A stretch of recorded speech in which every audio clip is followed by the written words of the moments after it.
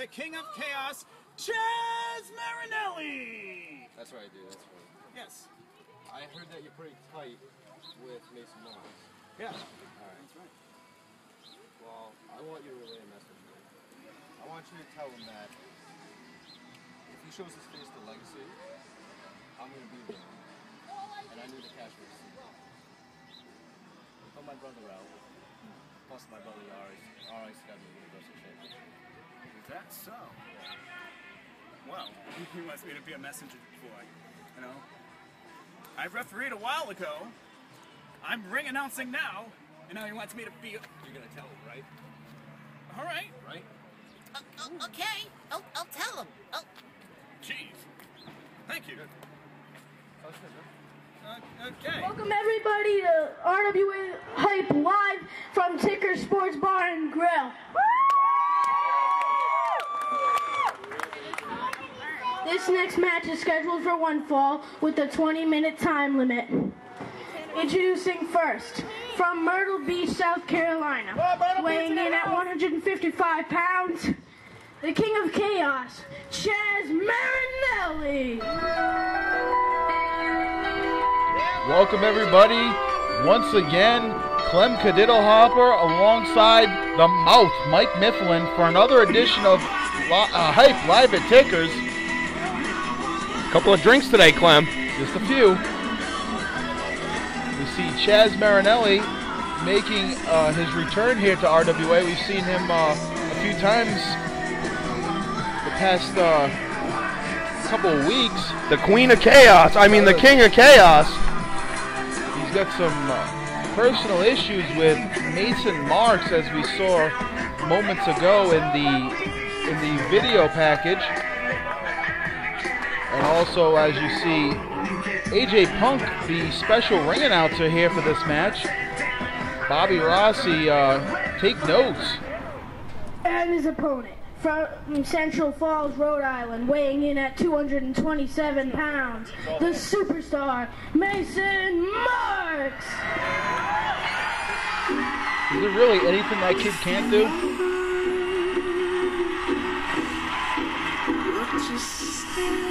Can't get your tongue? Oh, you were asking me a question. I just thought that you were saying it in passing. It was a rhetorical question. No, there isn't anything that kid can't do. He is multi-talented. Wow, Mason Marks. Actually, been a little bit since we've seen Mason Marks here in the RWA. Yeah, very interesting. Chaz Marinelli sending the voice box, who looks a little familiar looking in terms of his looks as far as Mason Marks and the voice box go, but apparently two different people from what I'm being told. Is that like Jimmy Gaga and JP Hansen? That's precisely it.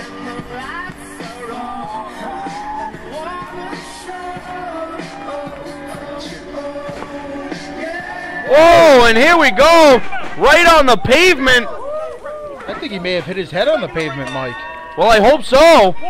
Maybe that'll do something for his hairstyle. I think the hairstyle is what saved him right there. There is just let your soul go. Not quite, but no? Marinelli, a house of fire, as they say, not giving Mason Marks a chance to breathe here. There's some sort of deep-rooted hatred between these two. Something stemming from their past. Nice vertical suplex from Mason Marks. Oh, look at that. They were both down for the 2 count. Mason Marks rolls through. Still has his sunglasses on. What is he looking for? The 3 Amigos suplexes. Still has the sunglasses on, the jacket, the t-shirt. And it's a hot day here at Tickers. Forgot about my glasses. Oh, he threw the glasses, and the referee was looking for a place to put him. That cost Mason right there. It could have been a 3 count. That certainly did. Let's go, Myrtle Beach. There's a hard forearm. Make it 2 from Mason Marks. Chaz Marinelli's in the corner now. What is that? The Hawk call. Beautiful bulldog there. 2. We have our new referee here. What's his name? It's Aaron? Adam? Aaron, yeah. Aaron Gore? Aaron Gore. Gore. No, not that kind of No. You're referring that to Reynolds. Here's a 2. Aaron Gore all over the action. Oh, Chaz Marinelli with the hard kick to the back. Oh, this too. Yeah, Myrtle Beach. Yeah, Myrtle Beach. Yeah, wow. Is it a little too hot up here for you? Both, as we see, There's a DDT. both Marinelli and Mason Marks will be competing in the RWA Grand Prix for a shot at the tag team champions, whoever that may be after Legacy, whether it be the Movement or the Influence. Mason, of course, teamed with TJ Swift making his return to RWA. Oh, he muscled him up there. Would you say it was sort of like a black hole slam of sorts? Sort of, kind of, maybe like a big boss man slam is a little more accurate. God rest his soul. And of course, Chaz Marinelli teaming with his brother Johnny. Together they are known as the Anarchist Empire. Those two among 10 other teams, 12 total, that will be competing for a shot at the Tag Team Championship. Mason Marks still wearing the vest. Surprised he hasn't taken that off yet. I think it's melted to him at this point. Interesting. Looks like Play-Doh. Leg drop. I think he's doing it Philosopher? No, that's Play-Doh. Oh. There's another leg drop. Sat right on his face there. Normally you don't see that in the RWA. Normally you pay $20 an hour for something like that.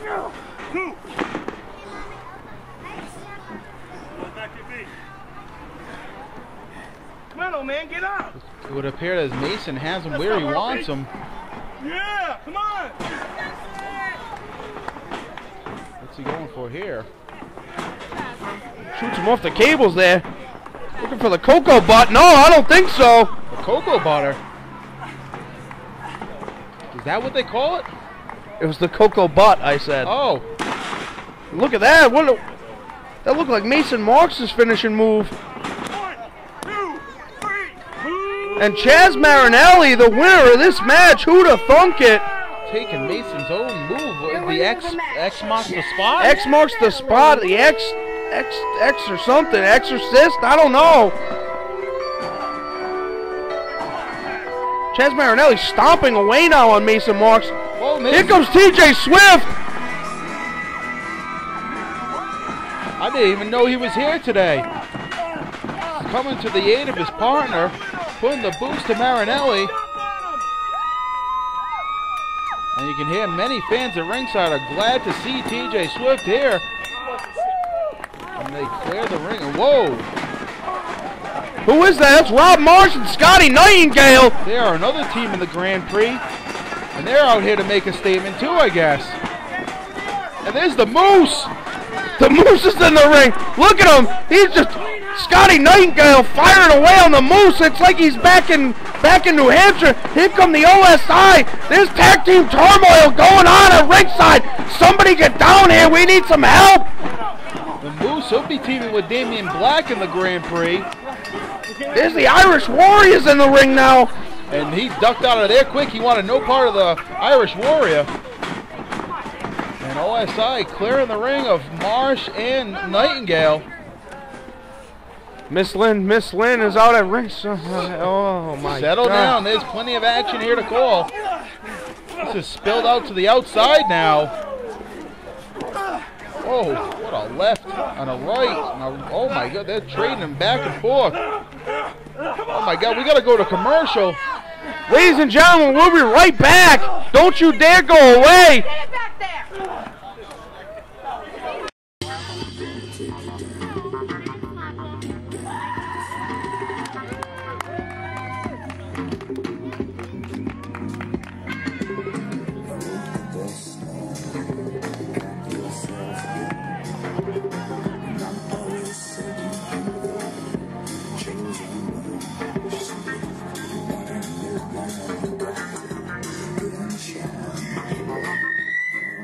Back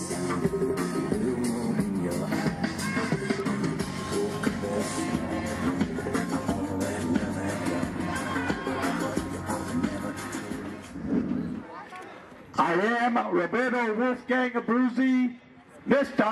RWA, and this is Abruzzi's Corner.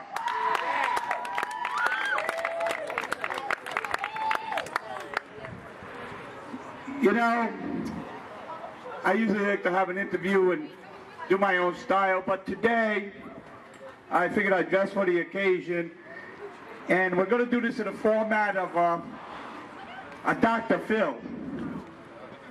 You see, we have a couple here that's been having a little tiff, and well, they're called a tag team here in the RWA. So we're going to see if we can get to the bottom of this. So please welcome my guests, Nick Varsity, Jack Carter. They are the student body.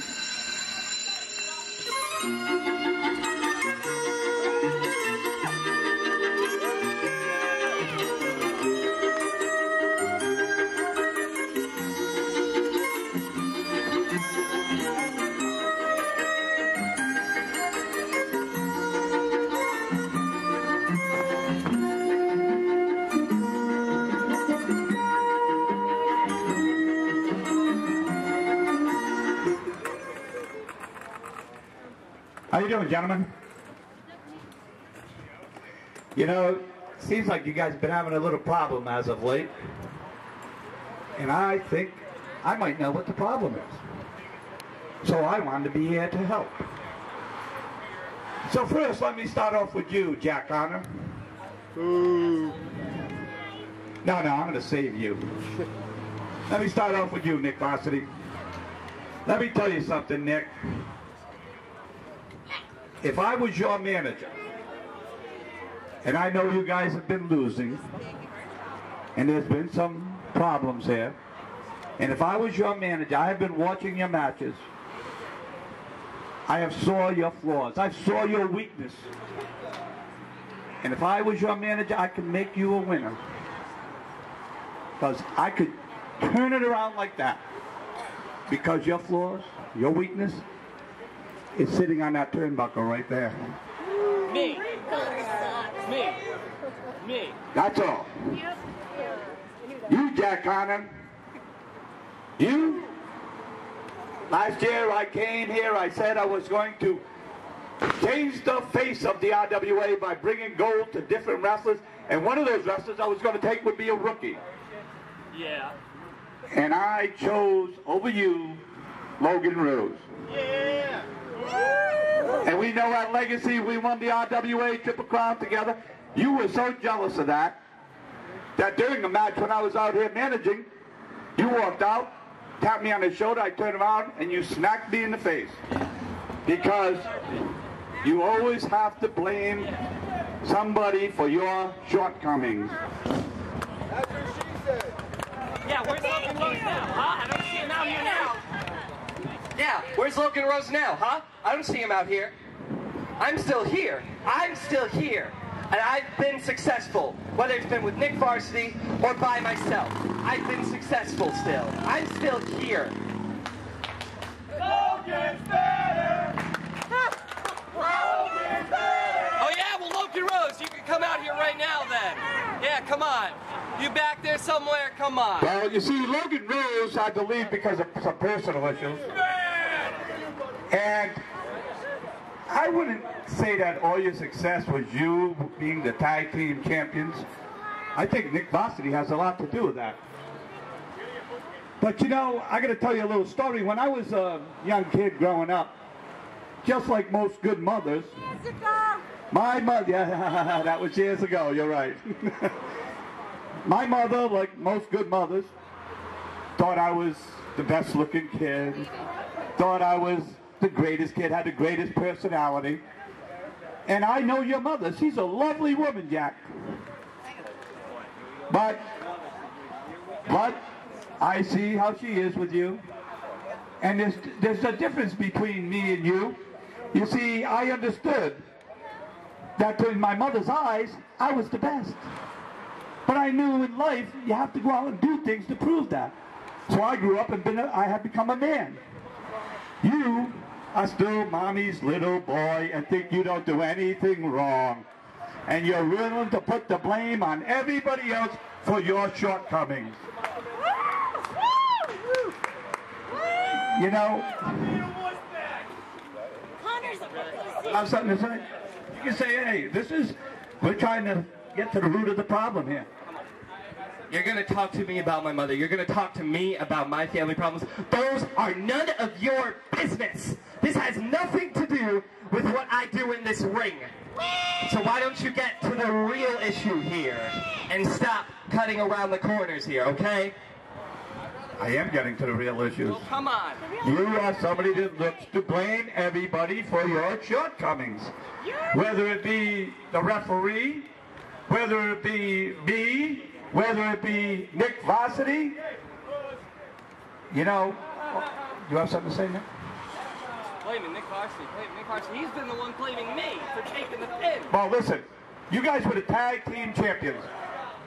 Who called out the movement? Who called them out? You! Jack Connor. So where did that lead, Jack? Where's our title, buddy? With them. And now, the rumor has it that you are calling out Tommy Trainwreck and my good buddy, Devin Blaze, the Minutemen, and you want them? You can't even get along with your partner, and to be a team, you have to get along. When you lose, we know it's Nick's fault, right? It's Nick's fault. Come on. Now this matter doesn't concern you, so you stay out of this. This is a matter for me and you, my friend. Yes. You're gonna blame me week after week for taking the pin. But where the heck were you while I was getting pinned? Let's see. Let's go ahead and take a look down the list. Let's see. Let's take a look at the movement of Dynasty. You were busy getting chokebreaker by FMD while I was taking the pin. Let's go ahead and take a look at when we faced those little people, whatever. MBK or whatever. You didn't even attempt to bring up the pin. You just let them. And most recently, let's go ahead and take a look at that main event match last week that we had against the Influence and the Hollywood Balls. You were busy getting thrown over the top rope and nutshotted by Jason Devine while I was taking the pin. So it's not my fault that I'm getting pinned. You're not there to save me from getting pinned. You are the letdown, Nick Varsity, not me.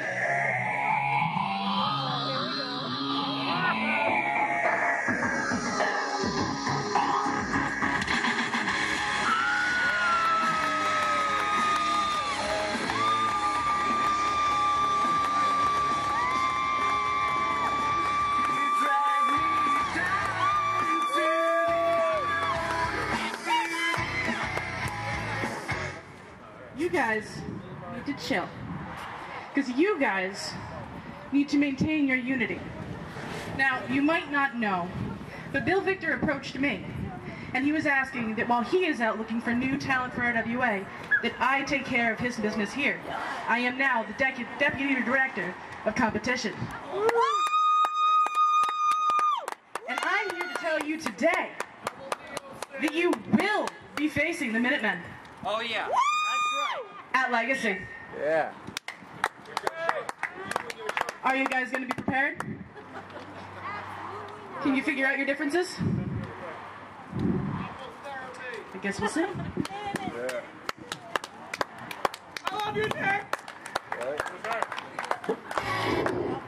Well, I guess we want to thank the student body, or is it just the student body, for being a guest.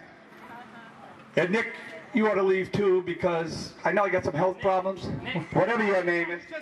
Okay, I'm old. Hey, listen, Jack Connor, I think you better leave, because I do remember that slap in the face. And even if I can't do it myself, remember I have two sons in the RWA. And if you think you can get away from fast, get to your car, wait for your mother to put you in your car seat, and jump you in, you got another thing coming. Thank you for joining a Boosie's Corner.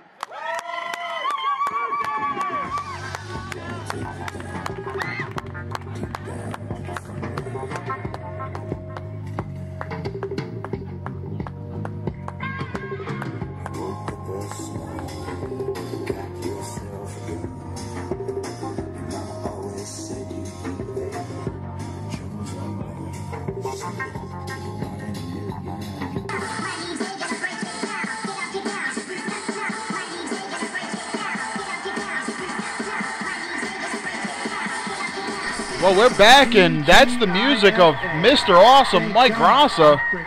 I don't have him on my run sheet, Mike. What is he up to? He's got a microphone. Well, that usually spells trouble for somebody when Mike Rassa has a microphone. He's going to call somebody out. I know 2 weeks ago, it was Alex Corvus that called him out, and that led to Alex Corvus becoming the new #1 contender to the television championship. Let's see what this young man has in mind here.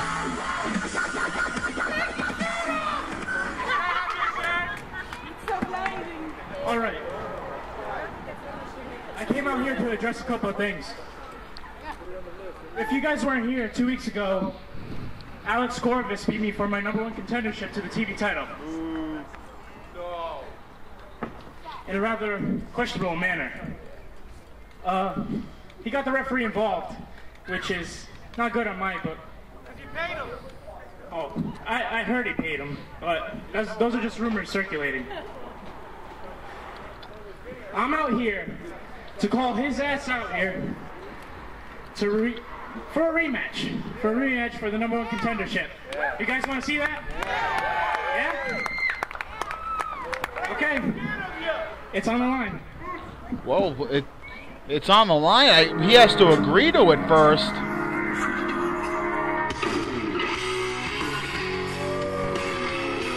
Alex Corvus not the type of man to agree to anything that somebody else wants. It's all about what benefits him. T. Phoenix known to call him vanilla. I've heard that rumor, and certainly there's not much flashy about Corvus, but he is very technically sound when it comes to action in the ring. So you can't fault him as far as being incapable wrestler. Thank you very much. Glad that you corrected yourself before I did. Normally I'm correcting your grammar. My grandma's not even here. Do I hear this right, Michael Grassa? You want a rematch? Yeah. You want a rematch against me? I've already beat you. I'm already the #1 contender for the RWA television title. Why should I put it on the line against you? I'm not stupid. I know better, unlike some other people. I think that was a jab at Mr. Grassa right there. Me? You would think. I've never cheated. Never cheated once. No one can prove it. Anyways. Calling Corvus a cheater. I'm in competitive mode right now. I get an idea. Since you no longer have anything that I want, how about you put yourself on the line? If you win, you get your #1 contendership back. If I win, you have to be my personal servant for the rest of the year. Whoa, all right. Come on, man up. Awesome. Personal servant? What is he, Big Cat Curtis Hughes? You're on. You're on, he says. Wow, very interesting. Here we go. Not since the days of Brian Pillman and Terry Runnels. Unscheduled match it. Wow, that's a very good call, Clem. First good call you made all day, except to the AA meeting. Referee Steve Mosher calling for the bell. Not to take away from these two, which, well, Corvus backing up from it. He's not ready. Oh, he's fixing his protective padding. But what about what we heard moments ago? The Minutemen have answered the challenge of the student body, and we have a match scheduled. Once again, RWA Legacy, July 6th. Thayer Arena, Warwick, Rhode Island. We're going to have the Minutemen and the student body. First time ever. On, Corvus just kicked Mike Grassa right in the face, fixing his protective padding. Suckered him right in there. Legacy continues to be a very stacked card. Star-studded, if you ask me. Good hard clothesline from Alex Corvus. Big discus-like clothesline. Nothing vanilla about that. Corvus showing those haters that he can also be flashy with the best of them, I guess. Well, I like to refer to Corvus as the Vanilla Killer. Whereas I've referred to Jimmy Gaga as the Vanilla Thriller. Perhaps a members-only reunion would be... Oh, that's right. Jimmy Gaga and JP Hansen aren't one and the same. I apologize. Well, if you saw the last edition of the RWA recap show, in between the commercials, I saw that. People have heard that Jimmy Gaga, J.P. Hansen admitted to being Jimmy Gaga, doing it for the fans. J.P. Gaga, Jimmy Gaga. Well, they're the same person, Clem. It is. And I guess he came out of the closet, so to speak, as far as admitting what he was or who he was. Are you referring to Jimmy Gaga as being a...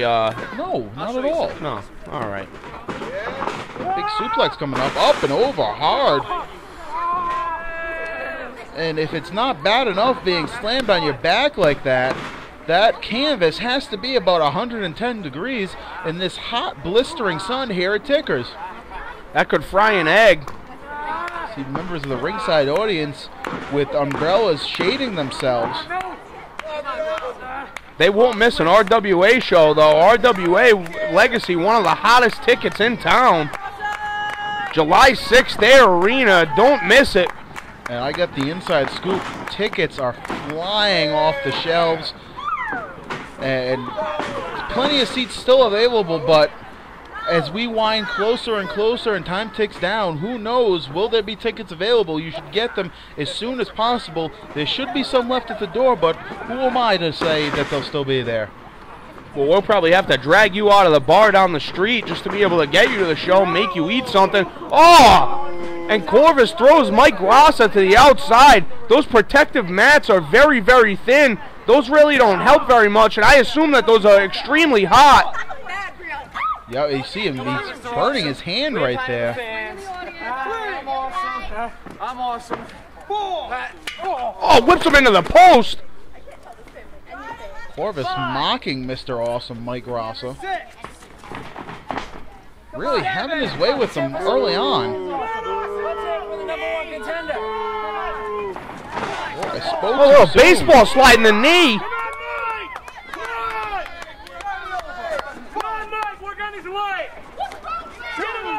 Grassa back in control for the time being, and Corvus begging off for a second. Mike Grassa looked like what? It looked like a knee strike. A diving knee strike that he threw at him. Shoots him off the ropes here. Hard clothesline. Drags him down. 1, 2. Referee Steven Mosher. Looks like he is burning his hand on the mat. What is this? Not very choice working conditions here today. Beautiful reversal here from Corvus. Northern Lights. Normally that's Mike Grassa's move. Corvus taking a page out of the book of the Awesome One. Perhaps just to add insult to injury. Well, Grassa really doesn't want to lose this match. He will be Corvus's servant for the rest of the year. Who knows what that could entail? Carrying his bags, combing his hair, I don't know. Filing his tax paperwork. Babysitting? Now babysitting. Whoa, what is this now? Speaking of babysitting, Cruz is out here with a moose. What is this? Looked like he was looking for the Death Valley Driver there. Corvus lifting him up. A belly to back suplex, very nice. Putting him back down on that mat. Corvus very smart wrestling with a t-shirt on today. There's a knee drop to the chest. Corvus has been known to fly. Looks like he's going up to the high rent district here. Could be thinking top rope elbow. Oh, beautiful elbow drop, but he missed the mark. Grassa capitalizing. 2. Very rare is the occasion where Alex Corvus misses that top rope elbow.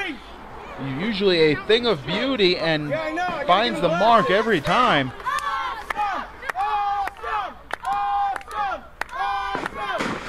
Pele kick, that found the mark. 1, 2. And Corvus kicks out of the Pele kick. The look on Grassa's face tells it all. That's put many a people away. And Bobby Rossi now joining his boys out here at ringside. Reverend Bobby Rossi looking like a member of Run DMC. judging by his weight, I'm sure he hasn't walked this way very often. Come on, Awesome! I'm sure Steven Tyler would not be happy with that reference. Come on, Awesome! Big hard scoop slam. Muscled him up right there. I think he pulled on his tights. And could be thinking blockbuster.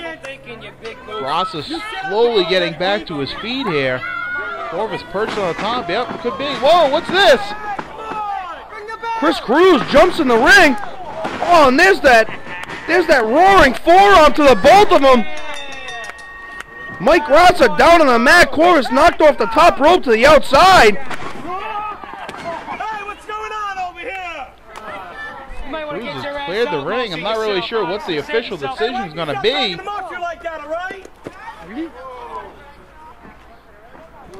The two of you schlubs combined couldn't take on the television champion. I got news for both of you.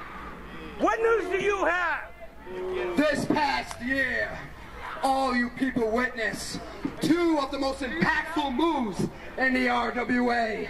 The Pipeline Gutbuster and the Roaring Blackout. And those two moves will bring me to victory. July 6th, all you people join us at ringside in North Smithfield. Better hold on to your seats tight. Strap on your seatbelts, because RWA Legacy 5 is going to be on set on cruise control. And I will continue to reign supreme as your television champion. Cruz says he will continue to reign supreme, but against who? Who will Cruz face at Legacy? Grosso wants back in there. Looks like Corvus does as well. You better tag up if you want to take on Cruz. Rossi suggesting a tag match. I'd say he has a better luck with Jenny Craig. All right, go backstage. All right, well, what's going on here? Come on, the match is over. No contest. Corvus throws Grosso back in the ring. Feeding him to the wolves. Stomp his ass The wolves, sorry. Well, the Moose. The Moose. This is Chris Cruz's ring, as far as you all are concerned. Get it through your thick, feeble minds. All right, let's go to commercial because this guy is really aggravating me. Well, when we come back, Billy Ware versus Amanda Fox non-title matchup. Don't you go anywhere. We'll be right back. Period. Come on, Mike. Come on, buddy. That was a disaster. Oh, no, I'm sorry. Why are you talking to me? Come on. Look at One fall from Morgan Hill, California, weight of 120 pounds, Amanda Fox. And coincidentally enough, the voice box is back in his position as ring announcer. And Amanda Fox is on her way to the ring. She'll do battle with Billy Ware here today. But come Legacy, she'll be part of that Tag Team Grand Prix, Mike, and her partner is none other than Naveen O'Reilly. Well, that should be very interesting. The Tag Team Grand Prix shaping up to be one of those type of matches where you just don't know what's going to happen. It is for the #1 contendership for the RWA Tag Team Championship.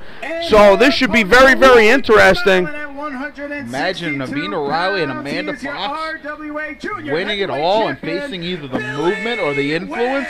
Oh, that'd be very, very interesting. All women's tag team. Very interesting here in the RWA. Billy Ware commenting on the weather. It's a hot one here today for certain. What is the problem today, Clem? It's hot. Obviously, it's hot. Couple of drinks, you get a little foul-mouthed and antsy. Billy Ware he'll be defending the Junior Heavyweight Championship at Legacy against simply fantastic Zach Alexander. It was Naveen O'Reilly that led him to do the right thing and challenge Billy Ware for that title rather than, I guess he was going to waffle him with the chair. Oh, very interesting. I'm surprised Billy Ware's not wearing his t-shirt out to the ring today. Keep it extra clean. Love that, man. Collar and elbow tie up here.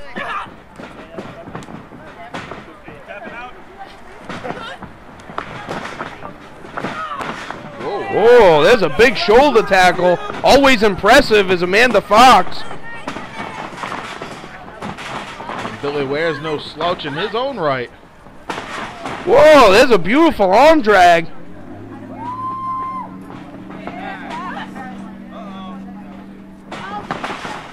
Wow, Amanda Fox. Very impressive. Billy Ware having to take a little bit of a powder. One. Come on, back in the ring, Billy. Two. Think things over here. Three. Come on, Billy, get back in here. Four. In this weather, it's very important to pace yourself. You don't want a loss going into Legacy when you're defending the junior heavyweight title against somebody of the caliber of Zach Alexander. Certainly not.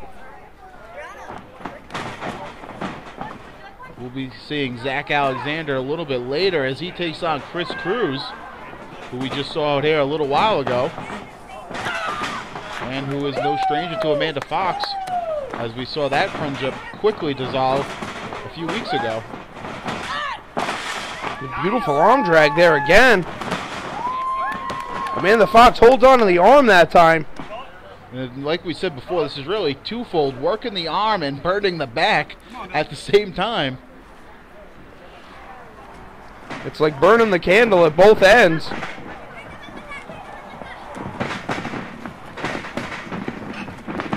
Whoa. Whoa! No water in the pool there, ladies and gentlemen. Apparently Billy Ware signaling a swing and a miss right there. What's the hair?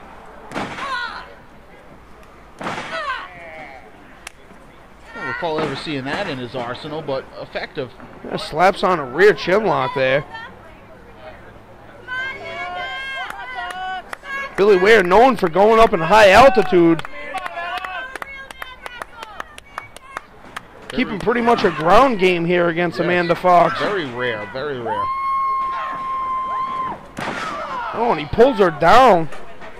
Not a very sportsman-like thing, but you gotta do what you gotta do, I suppose. Or as someone I once known said, business is business. Business is definitely business. Billy Ware, vertical suplex. All the blood rushing to her head. 2 count, says our new referee, Aaron. I'll get it right, it's Aaron. Doesn't matter what his name is. Well, it certainly matters. He's an official of the RWA. I'm Clemson freaking Cadiddle Hopper. Nice head scissor by Fox. Both of these competitors trading moves back and forth here. Very competitive matchup between the two of them.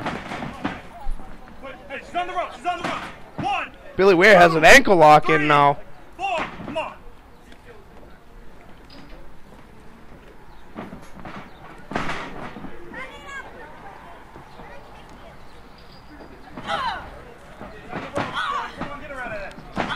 Turns her around, hitting her in the gut now.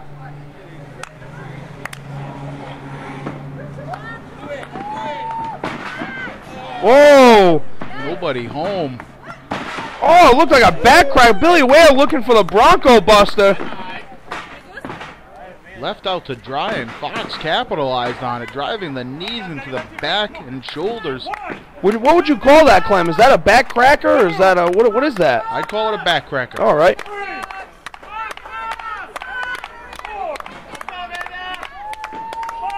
Referee laying his countdown on both competitors. Can't say both men. I can't slip up there. Get a lot of heat from Amanda Fox. She's not someone to mess with.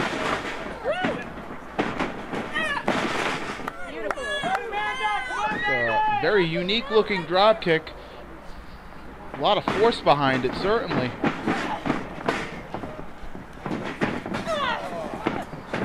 Fox one step ahead of Ware right there. Oh, beautiful DDT.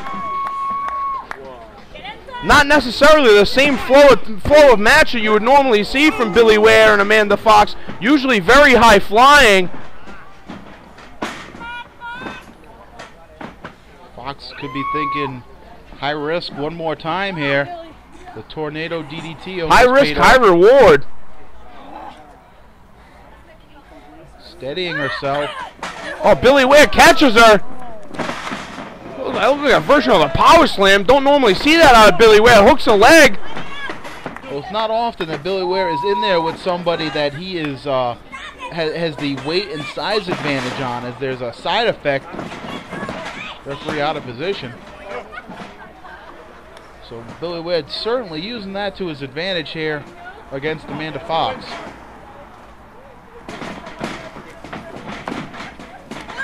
Look at this. Oh, she's going for the monkey flip. Billy Ware pushes her into the corner.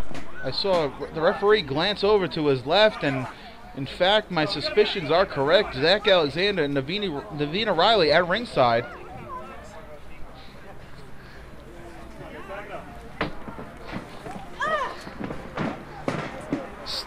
Clem, you are having a big slip of the tongue today. Oh, a big forearm there. I'm just going to no-sell what you just said and call the match.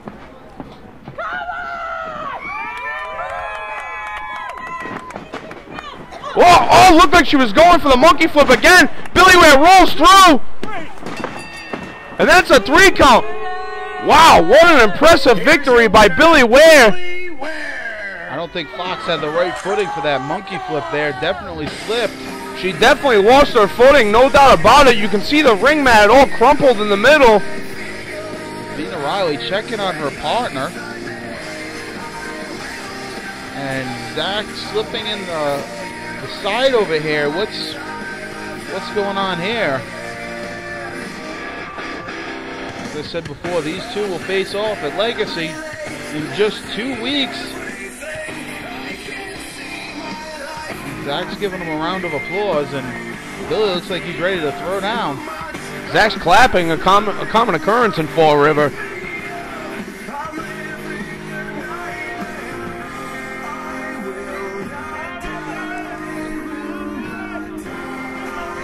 Offering him a handshake.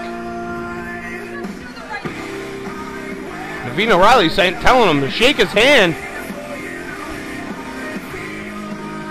Zach Alexander later on tonight. What is this? Zach Alexander rolls him up. 2, 3. What just happened? Zach Alexander sending a message to Billy Ware. Just like that, I can beat you.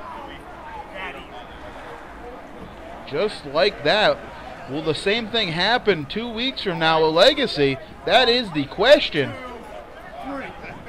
Ladies and gentlemen, coming up next, we have the tag team Battle Royal.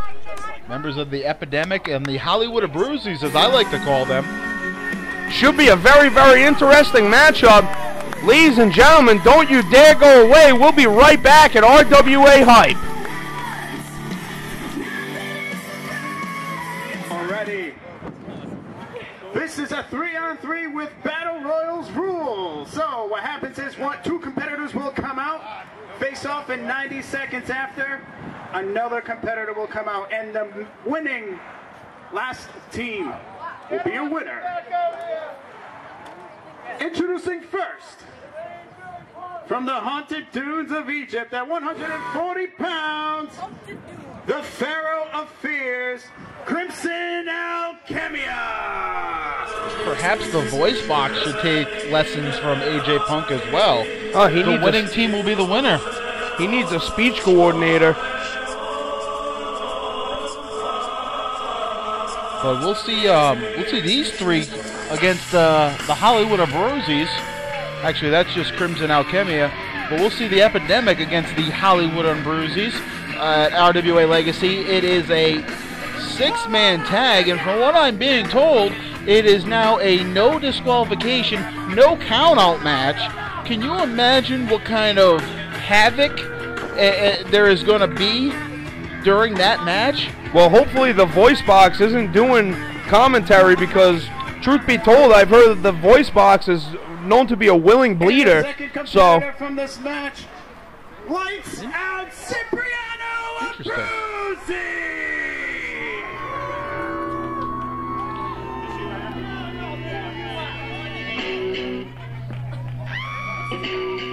From what I understand, these numbers were drawn at random. It will alternate in between teams. Cipriano Abruzzi with number 2, led out to the ring by marvelous Manny Souza. And Steve Mosher, what's going on here? Apparently, from what I'm trying to read the lips of Steve Mosher, and I believe he's saying there will be no managers out at ringside.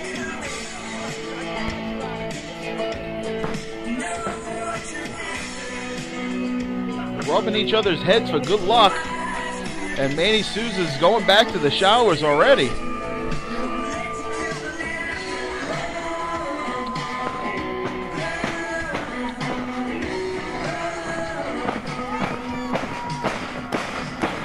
Cipriano still has that arm bandage. His arm injured a number of weeks ago, courtesy of the epidemic. And the bell rings in 90 seconds from now. Goodness. Cipriano showing his strength that he is known for. 90 seconds from when I just said 90 seconds, there will be another man entering the ring, and there will be a 2-on-1 advantage. Thank you for that obnoxious, Clem, that I do not even understand. There's a big shoulder block in the gut. Make it 2. Cipriano Abruzzi, a heavily taped elbow. Looking for a body slam here. Muscles him up. Not that it takes much. Probably could have easily thrown him over the top and just decided to slam him down. Over the top rope to eliminate somebody. No pinfall, no submission. Crimson Alchemy kicking that elbow. Working on that arm. Very, very smart by Crimson Alchemy. And that's going to cut Cipriano's strength in half. Make no bones about it. He can't lift you with one arm. Obviously, he'd be better off with 2. Obviously, Clem. That's why I said obviously.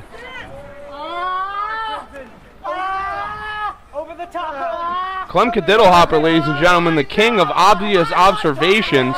Try to say that 10 times fast. Can't say it once.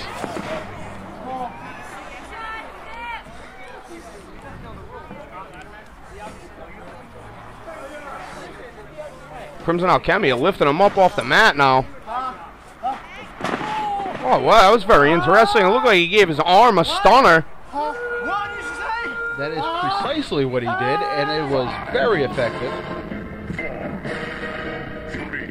No, that is not the voice of God. That is a countdown for the next competitor. One arm belly-to-belly suplex by Cipriano. Who's coming out now? What member of what team? There's Sean Leader. And the Epidemic are going to have a 2-on-1. Oh, well, he just got met with a clothesline. Damn near took his bean off. Sean Leader stomping away now. Cut short was Cipriano Abruzzi. He laughs at Cipriano Abruzzi in a maniacal way.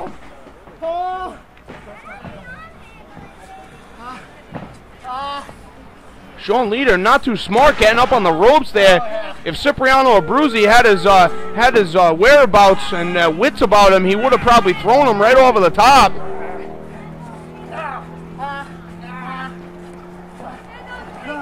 Working him over here. There goes Crimson up to the second rope now. Hits a headbutt. Bite his face off. Bite his face off. Bath salts chants out in the crowd. Despite their tactics, there are actually some people that like the Epidemic, oddly enough. Well, I'm a big fan of the Epidemic as long as they stay away from me.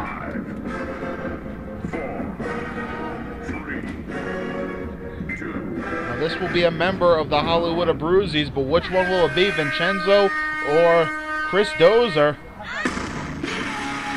It's the baby Abruzzi. Wearing all green today. Clotheslines and back elbows.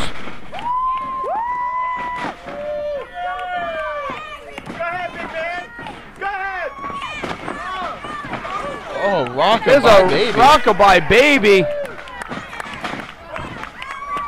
And just like that, a thumb to the eye stops Vincenzo in his tracks. Crimson Alchemy are really working him over. Oh, and Cipriano Abruzzi just clubbing.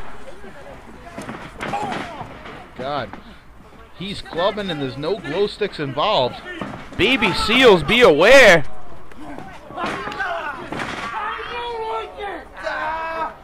How do you like it?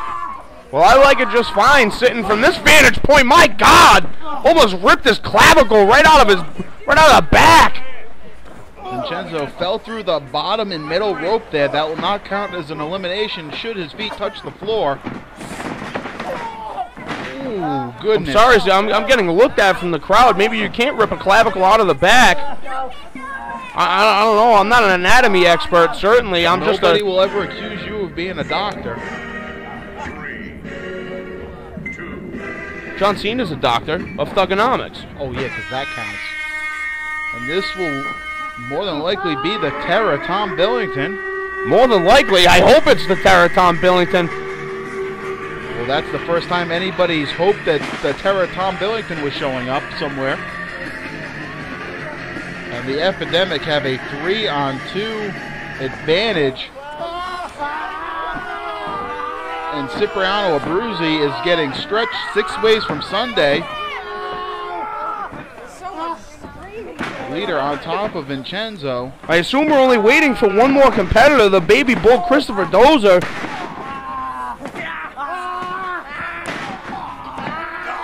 The Terror, Tom Billington, using his ample posterior to hit Vincenzo Abruzzi in the back. Things are not looking good for the Hollywood Abruzzis.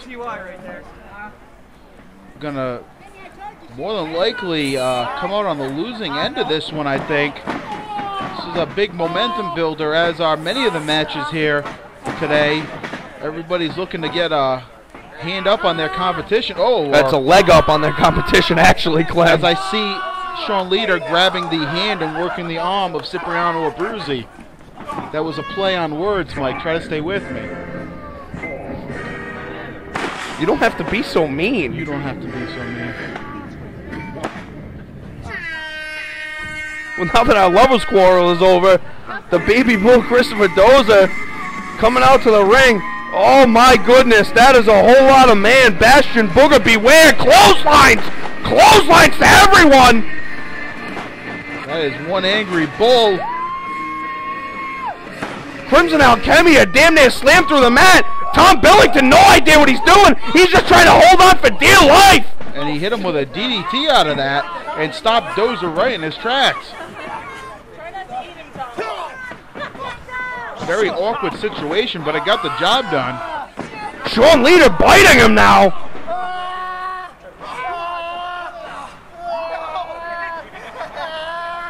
And now it's just going to be a matter of who can eliminate who. Which team will be victorious here? All 6 guys in the ring now. Vincenzo Abruzzi to the apron, swings his legs back in though. Smart thinking on Vincenzo Abruzzi's part. Sean Leader kicking Chris Dozer in the corner. The Terror, Tom Billington, working over Cipriano Abruzzi. It's like a madhouse out here. A madhouse, I say.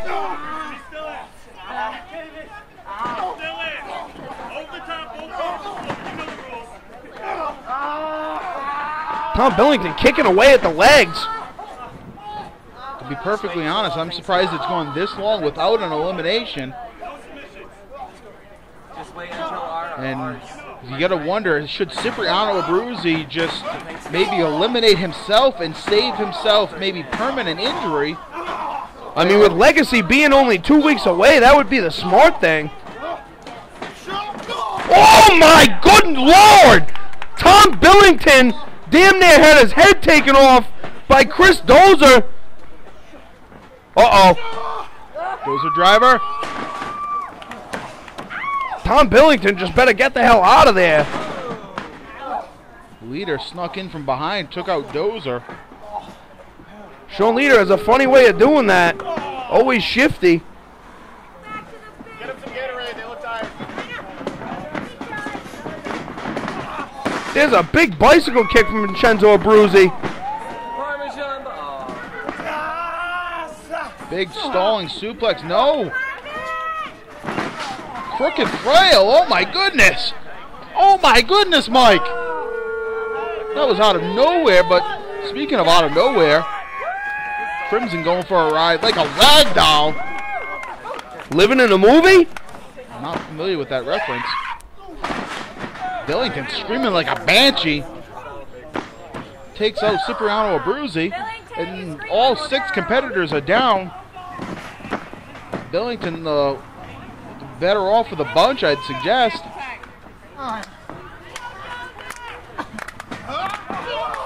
Oh, not so Billington much. up and over to the outside.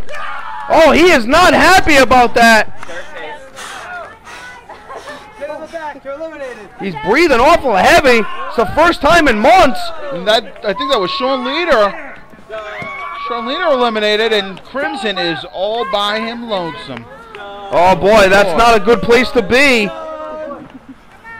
Don't even think about it. Is he trying to possess them? Oh, they're just having a forearm triangle. Right in the mush, the Italy's boot.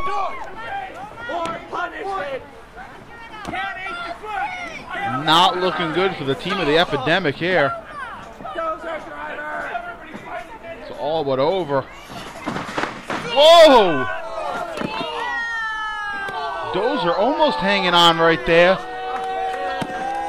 Crimson helped him the final leg of the race right there and causing the elimination, and we're down to the 2 guys that started all of this.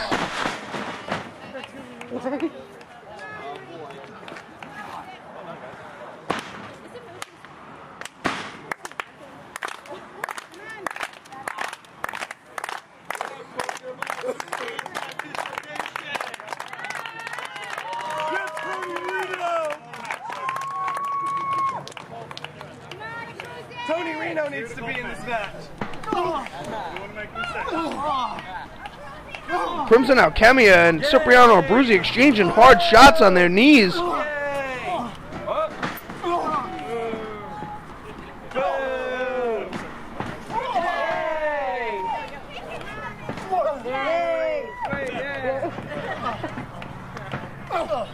I don't know how Crimson's still standing.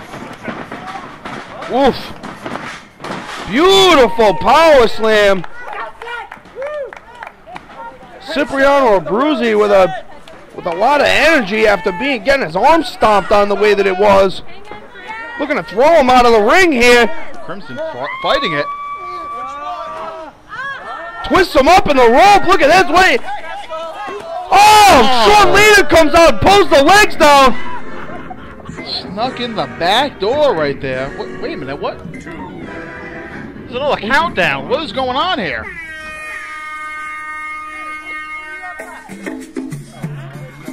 Who is this? What is...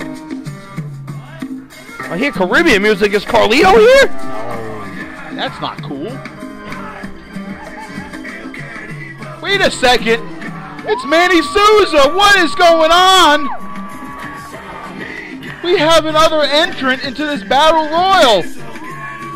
Manny Souza, sunglasses and all, ready to fight. He looked like he just came from soccer practice. He's telling Sip, yeah, I got this. Yeah, I'm in. Oh, yeah, oh my God. Manny Souza's going to try to get in there with Crimson and pick up the win. And the referees at ringside are going to allow it. Let's go, Souza! Let's go, Souza! And it looks like Crimson's game for it. Let's go, Souza! Of course Crimson's game for it. Manny Souza is not an active competitor. Yeah! Crimson wants to do a test of strength.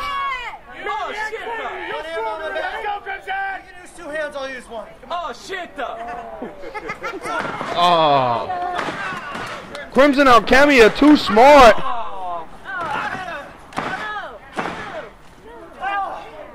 Manny Souza getting the Charisse beat out of him.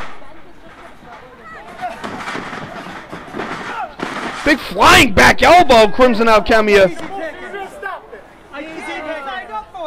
They had Cipriano on the outside saying, you got to stop this, but he signed up to wrestle, and, well, that's exactly what we have here. Let's go, Crimson! to that. And I think Susan's just about... No! Crimson Alchemia just gets thrown out of the ring. Manny Souza, the winner of this match. He's done it. He's picked up the win for the Hollywood Bolts and Vincenzo Abruzzi. You would think Portugal just scored the winning goal. What is he doing? Well, he's yelling, "Goal!" Thank you, Clem. Didn't know you were such a European football fan. And he tripped himself on the outside right there. Ladies and gentlemen, I don't know what to make of that. Coming up next, we have a tag team matchup. The Old School Icons versus the Student Body. Student Body hasn't been able to get on the same page as of late. We'll find out what's going to happen. Don't you dare go away. RWA hype to continue right after this commercial break. Look at Crimson. Look at Crimson. Oh, this one's far from over. I can tell it. We'll be right back.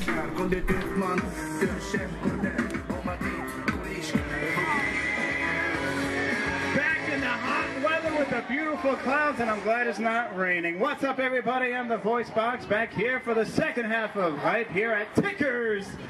And I just want to let all of you know that today is Reverend Chain Link Brannigan's birthday. So all of us here at the RWA want to wish you a happy birthday, sir. Thank you. This match set for one fall is a tag team belt. Introducing first, the only team to be Christian SG approved, accompanied by the lovely Miss Lynn, the Old School Icons! Now, Mike, I know it's hot, but you're going to have to put your pants back on. I'm sorry.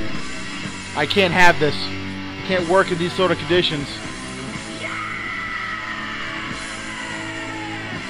The only tag team to be Christian SG approved, and they are one of the top tag teams, the favorites in the Tag Team Grand Prix, and it looks like they are ready for action. I'm ready for action. No. I meant Dante and the Irish Warrior. Let's leave Miss Lynn out of this.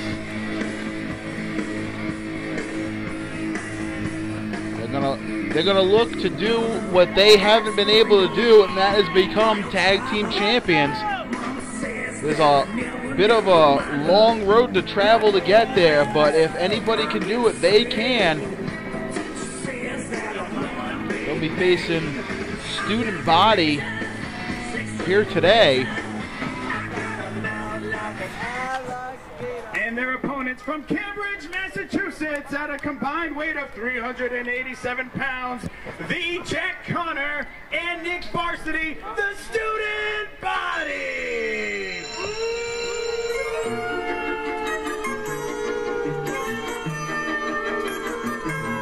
As we've become familiar with seeing Nick Varsity walking out to the ring, somewhat distant from his tag team partner, it would appear that this team is on borrowed time, but they're going to look to get their act together and knock off the Minutemen at Legacy. Easier said than done.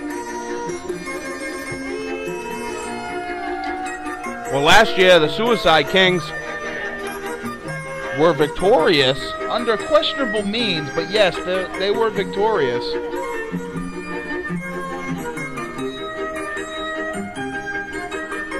The Minutemen, reigning tag team champions in NWA on Fire.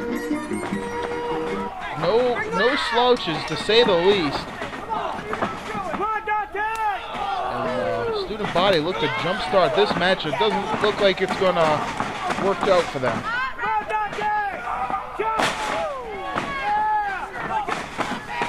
Big time boot by the Irish Warrior. Dante lighting up Jack Connor. The Jack Connor. Oh, and the Old School Icons are rocking and rolling right here. Jack Connor already had his shirt taken off of him. now being taken from pillar to post, and Nick Varsity on the outside. Oh my goodness. And Nick Varsity on the concrete.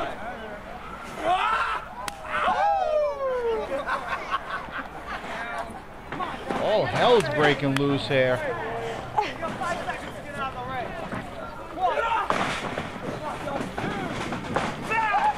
There's a big stiff kick from the Irish Warrior.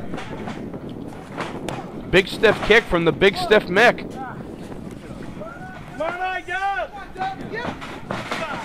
Preface it by saying, you know, no harm intended. You don't want that man to come looking for you, especially after I told him what you thought of. Well, I mean, what he heard about. What are you doing to me, Clem? He heard about what you were saying about Miss Lynn, and look at the power display. You know, I conveniently changed the subject. Not the first time you've done that to me. The big Irish Warrior getting Jack Connor off of his feet in that top wrist lock position. My goodness, for a second there, it looked like he dislocated the elbow. Well, we could only be so lucky.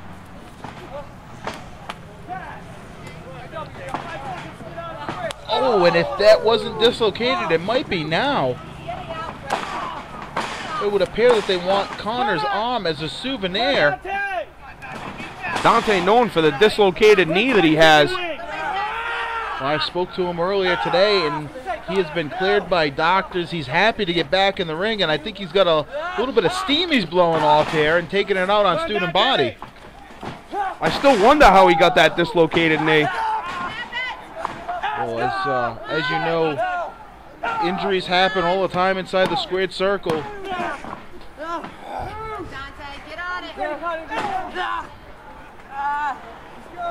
Hasn't been some sort of armbar there. The Jack Connor rolling him up. Drop kiss. Did you say a drop kiss? Drop kiss. I would say you are spot on, because that did ever so slightly just kiss him on the shoulder. Thank you very much. I see what you did there. See, rather than bring you down, I'll point out that you actually called it correctly. Thank you. You're welcome. Nick Varsity in the ring now. Certainly he is the bruiser of the team. He's certainly the bruiser of the team. Nick Varsity, also known as the Mike Boyette of the RWA. If you don't know who Mike Boyette is, look him up, YouTube. Is that like Miller Boyette? Like people that produced Full House? No. No? No, wrong. Mike Boyette. B-O-Y-E-T-T-E.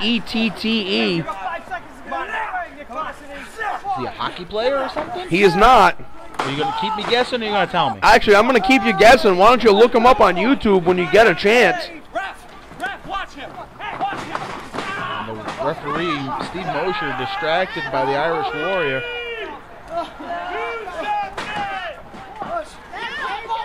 Causing some harm to his partner, not on purpose.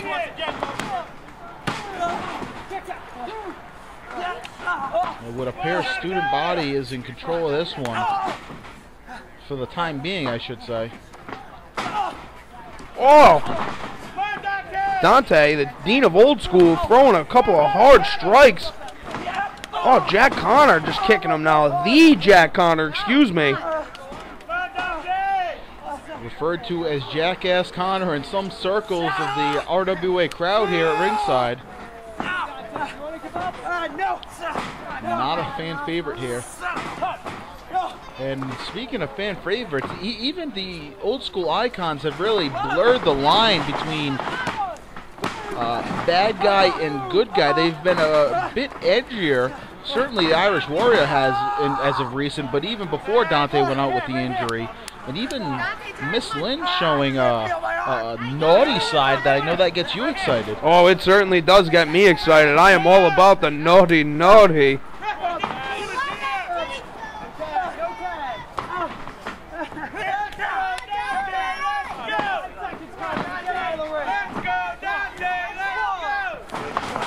Beautiful field goal kick. Nick Varsity running over. The Irish Warrior just stomped on him. Won't be having any of that. Checking his chiclets. Doing the one-arm push-ups while in the choke. Strong as ever is Nick Varsity. I should point out, it's an interesting strategy. They've been working the left arm of Dante rather than going after his previously injured knee. Well, I think the whole reason behind that is why would you go after the knee when you know that that's a sore spot? They're in control right now. So if you get into trouble, all you have to do is prove one stiff kick to that knee, and you know, it could be lights out, not to be confused with Cipriano or Abruzzi, but it could be lights out for the old school icons. Weakening an other limb. If you take away two wheels, it's very difficult for a car to drive. Beautiful double clothesline. Dante is down here. He's right where he needs to be to tag his partner.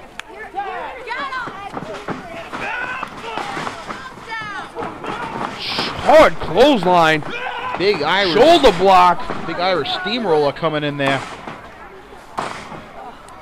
Firing away. Whoa, nobody home there.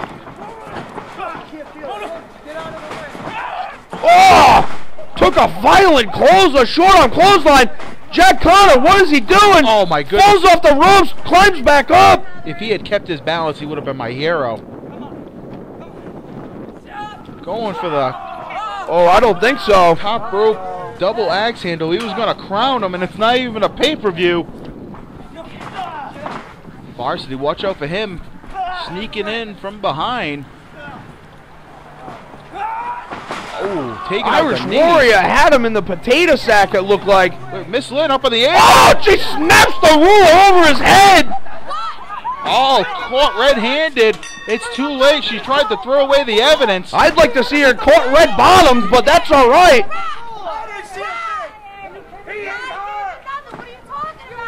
Here are your winners by disqualification, the Jack Connor and Nick Varsity, the Student Body. And this match gets thrown out. I can't believe it. Oh, my goodness. What was that? Miss Lynn gave him the... Oh! Oh, my goodness. Somebody check on Steve Mosher. I think he's dead. Steve Mosher, RWA official, and they're just pouring stuff on him. Ice and water. Well, I guess that would be ice water. Maybe a little bit of backwash, too. Goodness gracious. Jabba said on Small Salacious. This team of the old school icons is going to be something to contend with down the line. Legacy, old school icons are going to be full in effect. Well, are going to be what? Full in effect. FNB versus Jason Devine. That's coming up next. Alrighty, this next match is set for one fall. Introducing first from Detroit, Michigan, at a weight of 201 pounds, Jason Devine. And it is a rare occasion where we say one member of the Influence, Jason Devine, in singles competition. With the new Influence merchandise on, you can pick up your Influence t-shirt at rwawrestling.net. Yes, just line the pockets of T. Phoenix and Jason Devine just a little bit more.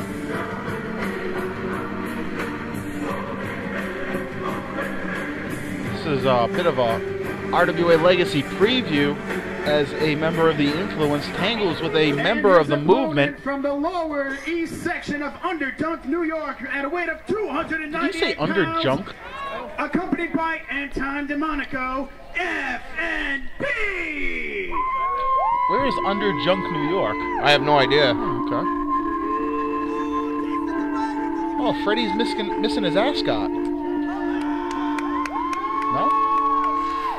Freddie from... Oh. You said it last show. Right. No, Scooby-Doo. That was 2 shows ago, but that's okay. I'll tell you what, this is the one man that I would not want to tangle with. Some may beg to differ. His only loss in RWA in the last 3+ years was T Phoenix.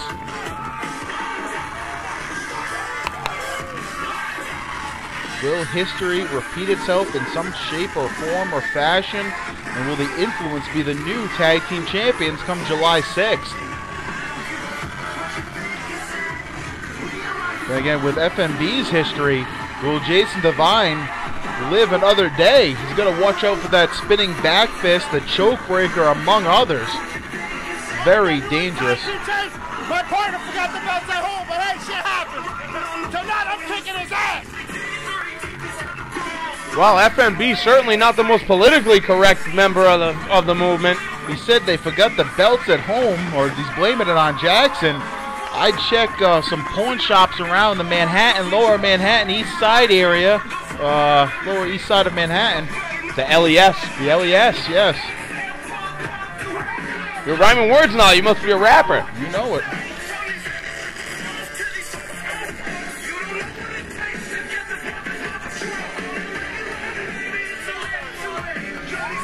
Jason Devine headbutting the post before the match even starts. Insanely talented, maybe just insane. Headbutting the post, I'd say it's more towards the insane part. Let's see how much talent shows through.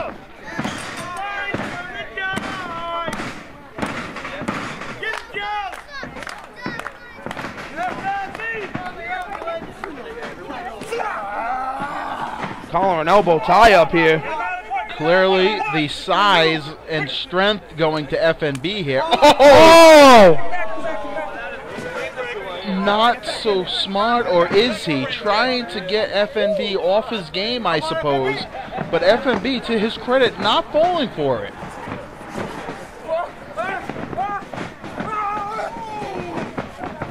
Oh yeah, he's going to have to move quick. Hey, come on, one side. One side. You know the rules, Jason. Jason Devine reminds me of a cockroach. How so? I dare to ask. When you get close enough to him, he wants to run away, but when he gets the chance to attack you, he will. And there is a hard kick to the back, and Jason Devine will remember that for quite some time. What is this? What did it look like? An arm drag? Jason Devine with a lucha-style arm drag. FMB with an arm drag of his own. Not something you would expect to see out of FMB, although he does possess the ability to do such moves. And he just got the slap. He just got the taste slapped out of his mouth. The slap and the taste. I don't know what came first. The horse or the carriage. The pain came first. There you go. Give him another one. Well, I saw Logan Rose slap Jason Devine almost 1 year ago and break his jaw. And there's a sidewalk slam. 1, 2, referee Aaron going all over the action.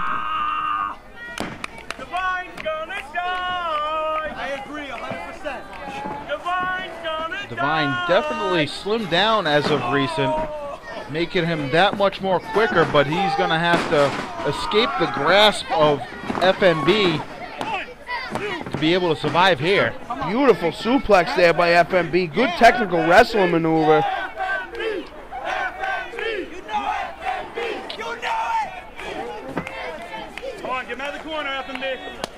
Big drop in the corner.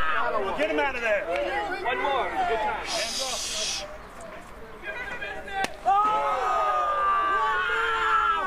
Come on, take him out of there.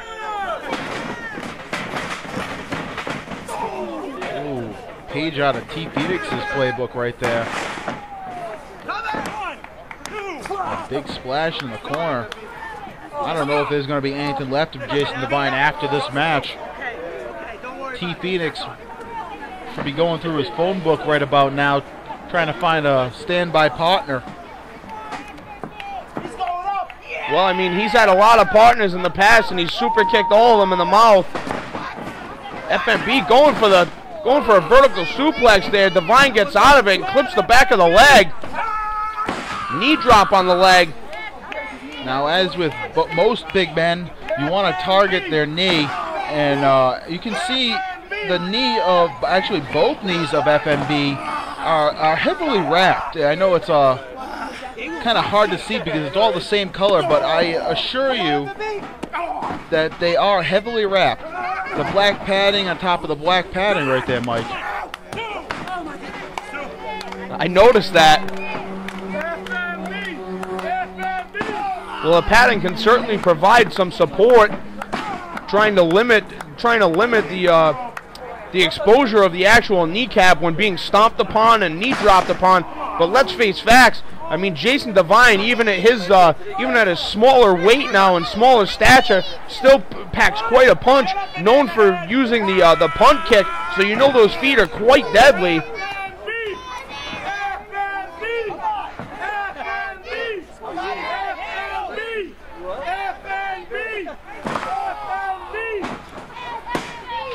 Jason Divine completely insane.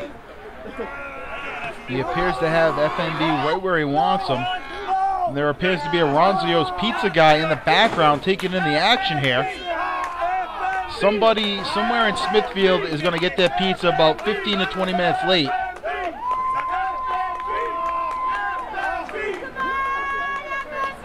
What is it, usually 30 minutes or less for a pizza? Usually 30 minutes or less. Honestly, I don't know why anyone would pay for such cardboard type pizza. Ronzio's is not my first choice. It's actually my second favorite pizza, whereas everybody else's pizza place would be my first place, but my first favorite. As we see a nice Baldo bomb type maneuver. That was actually more like Bubble bomb. Bubble bomb, thank you. It began with B. I was close. If you call the moves like you're supposed to... Supposed to? I quit. Out. I'm going home. Okay, I'm back. I think you need a new pair of glasses, Rock. Calling Divine right back to the knee right there. Well, then buy a new pair. What was that? Looked like a version of a DDT there.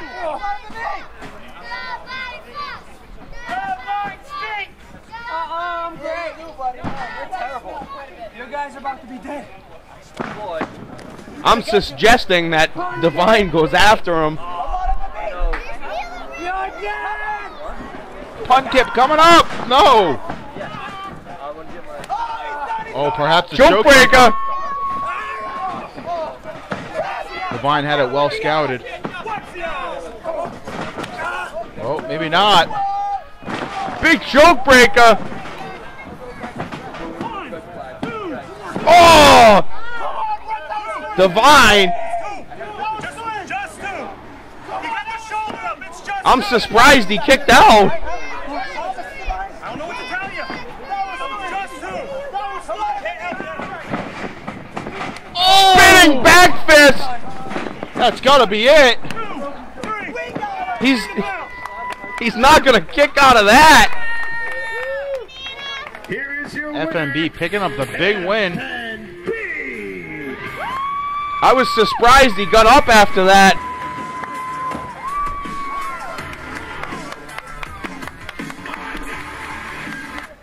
Allow me to reintroduce myself. My name is. What is this? Well, would you look at this?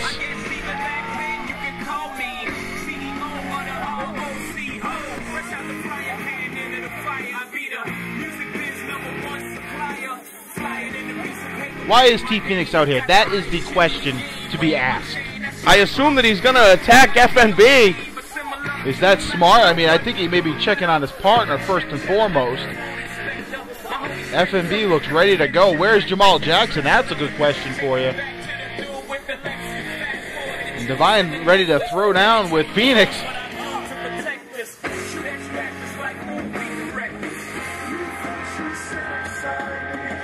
Helping Divine to his seat. But it looks like Phoenix is going to get in there and mix it up with FNB. FMB calling him out. Let's go. You want to fight? We can do this right now. We don't have to wait until Legacy. Let's go. I cannot wait to see the battle of these two behemoths. Let's go.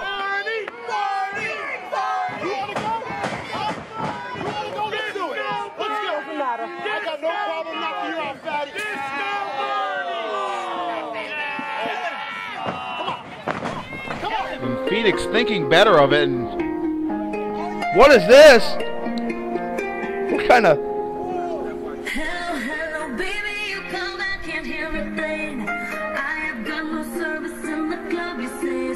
What is... It can only be one person. There's only one person crazy enough to have this music. And there it is!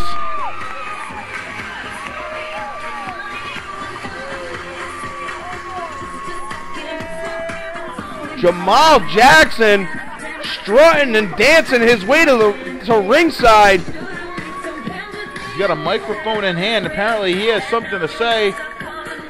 Jason Devine walking out to the street. Maybe he's going to receive medical attention. Or for that pizza. Maybe he ordered it. He is crazy enough to eat such garbage as Ronzio's. Safe to say Ronzio's won't be sponsoring RWA anytime soon, and that's just fine. I prefer a fine establishment like Rosamia's Pizza on Greenville Avenue in Johnston.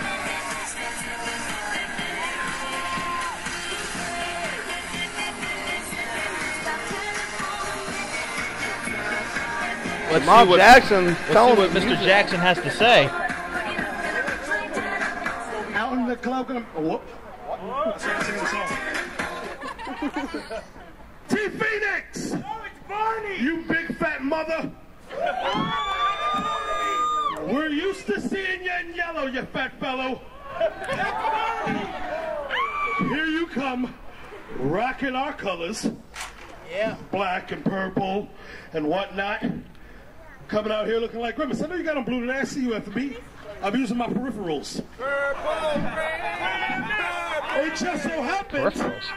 I don't understand what he's speaking of. Is that type of car? Grand miss! Grand miss! Do it! Stop it! He's taking a swing at Deputy Director of Competition and Photographer Liz B. I don't have a match. You don't have a match. And it seems that F&B knocked your tag team partner on his arse. How about you and I go at it 1-1 right here in Smithfield? Will he accept the challenge? Do you accept? Yes, indeed, he will. Ring that bell, ref. Wait a minute, there's no ref. Can we get a ref? Your behalf. Not mine. Oh, Steve Mosher. After being knocked for a loop and being checked in the back by our team of doctors, and well, he probably had a shot or two at the bar to help clear his mind. I'm so hot damn entertaining, I just do that. You know something? Hold on, wait. Not for nothing. I haven't done this since I was at least 8 or 9 years old. Take a shower? I take showers all the time. My gear doesn't smell like ostrich. Anyway. No offense, Jason Devine. Anyway. Subtle hint right there, I suppose. How about we have a thumb wrestling match? Surely he can't be serious. I know your fingers are lodged with bacon grease and empanadas and whatever else. Okay. Okay. Empanadas. So, I'm hungry. Mosher, I mean, you know, you're the referee. Thumb wrestling? How's that sound, folks? T. Phoenix looks befuddled, and he can't even spell that word. In this line of business, you don't get paid to be smart, you get paid to be tough. And T. Phoenix is tough with a capital T, my friend. Oh, good. I see what you did there. Nicely done. So will we see Jamal Jackson and T. Phoenix in a thumb wrestling contest? Because you're a stupendous jackass. check, mic check. Wait. Let's go, Jackson. Let's go, Jackson! This crowd solidly behind Jamal Jackson. He's an honest man. He'd put his hand behind his back also. One hand behind each of you. Come on. I'm the Really, an old school thumb wrestling match. There's nothing old school about thumb wrestling. It's just straight silly is what it is. I don't want to do this. T Phoenix saying he doesn't want to do this.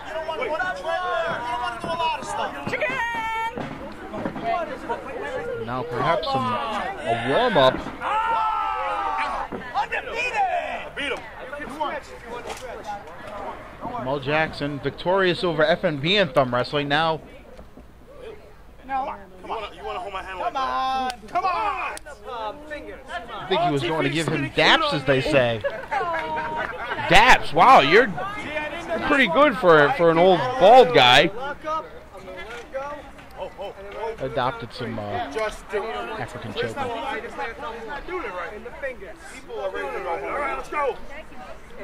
Well, Angelina Jolie would be very proud. I've seen her over there a time or two.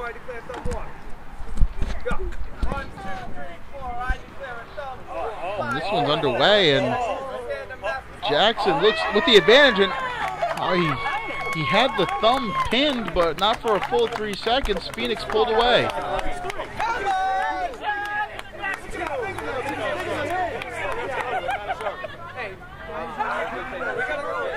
Looks like they're gonna go at it one more time here.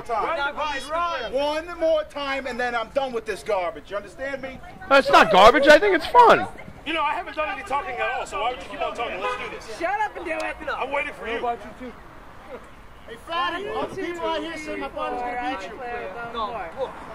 beat you. Oh! And T Phoenix hit Jackson in the Johnson. Look at my new show. Back elbow in the corner there.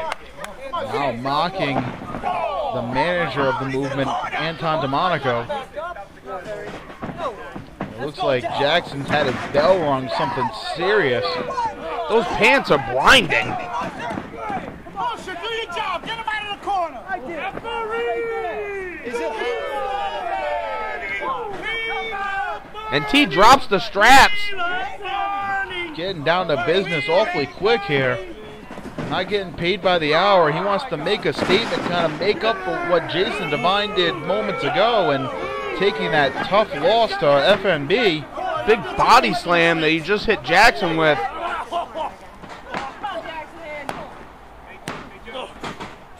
Not going to get the cover like that. No, there's a cover. Jackson out at 1. What would it mean for for T Phoenix to pick up the win over Jamal Jackson here? That would mean Phoenix by himself has had singles wins over both members of the movement in his career. That's a very, very interesting point.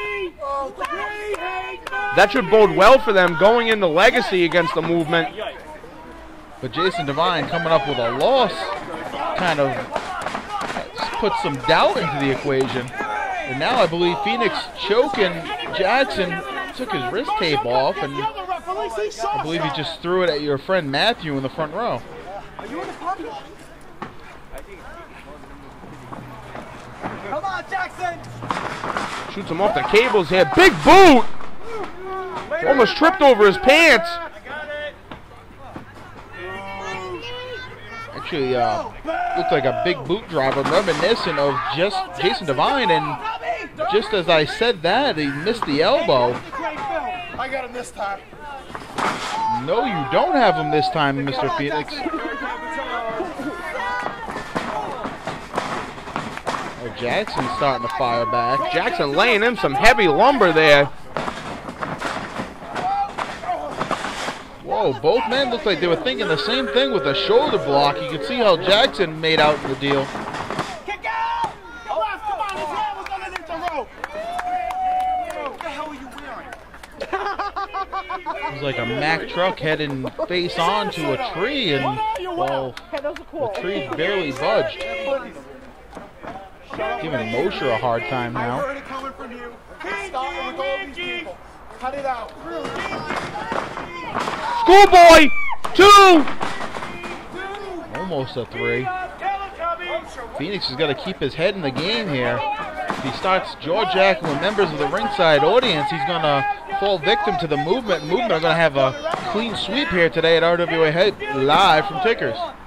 Is that pizza guy still back there? Nope, they've moved on. Somebody else now. Big back elbow out of the corner. Looked like Jackson was going for a splash there. Now, where's your chance now? Phoenix still taking his time here. You got to really question that. Although a man of his size in this heat, not wanting to overexert himself, I'm sure.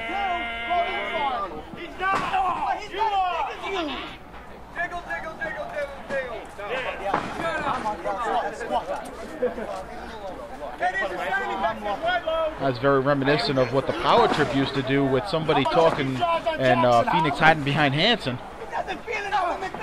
Certainly was. FMB very quick to stand in front of Anton DeMonico and back him up. Phoenix the type that would punch a manager. What's he looking for here? There's the big leg splash. Oh, that's just uncalled Oh, that's for. not necessary. PG rating out the window. Some of them young fans at ringside are going to be scarred for life after seeing that. Hey,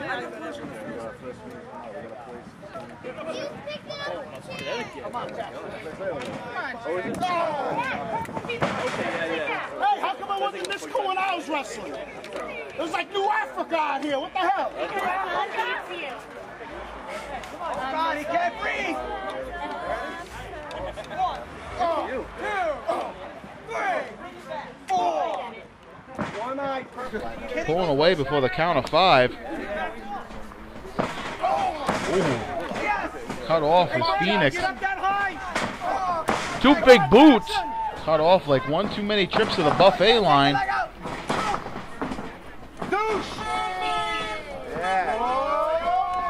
Big clothesline. That's like a big tree. Can't take it down with just one swing. Phoenix swinging, not happening. Leg lariat by Jackson, a little low, finds the mark, however. And both men are down as FMB, you see in the corner of your screen, pacing and now pounding on the mat, trying to get his partner back into this.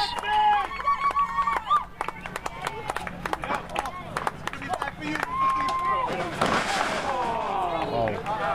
Jackson looking for what looked to be like a drop kick. Nobody home. Phoenix swatting it away, and now it looks like he's going up to the top. Where's he going? High rent district. A number of different options with him on the top rope. The Swanton Bomb. Whoa. Or there could be the crash and burn. Jackson cutting him off now. Oh, back chop. Phoenix just trying to get his footing. Chop to the chest. Oh, and that's there's a double nipple twist with a side of soft serve. Purple Nurple, how appropriate for Barney or Grimace, whichever you prefer.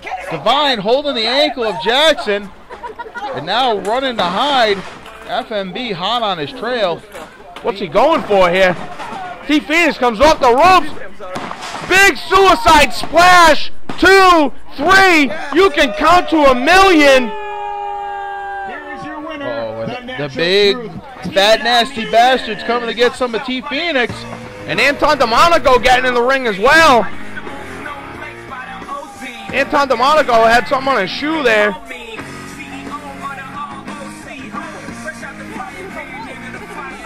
And that is 2 singles wins that Phoenix has over the movement.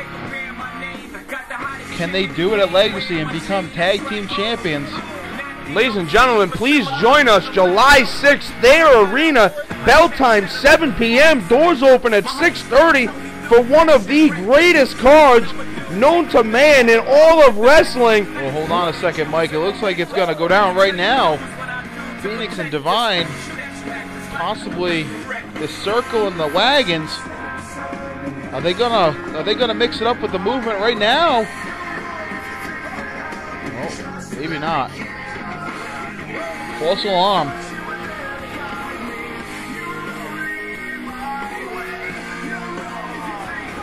Phoenix throwing beer at people. He's been known to do that from time to time. Just put it on his tab. I hear he's a big tipper.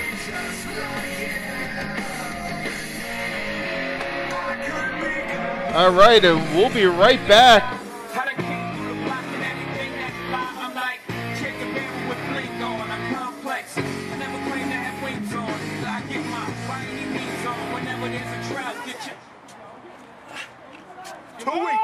Two weeks, influence, 2 weeks.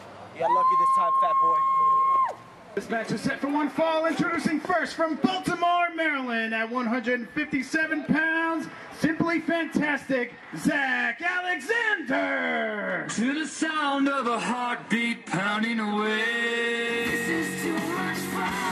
And here's a little bit of a feud that's been brewing over the last several weeks.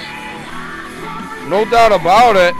This is the first time that we will see Zach Alexander and Chris Cruz in one-on-one competition.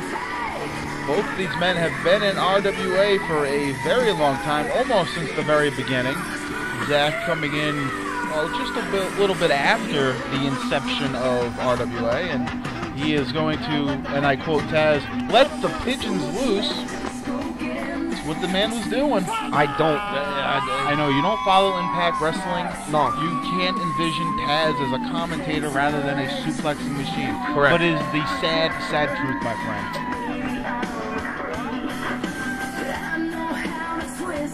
But as I said, first one-on-one meeting between these And two. his opponent from Oakland, California at 167 pounds, accompanied by Bobby Rossi and the Moose, Chris Cruz.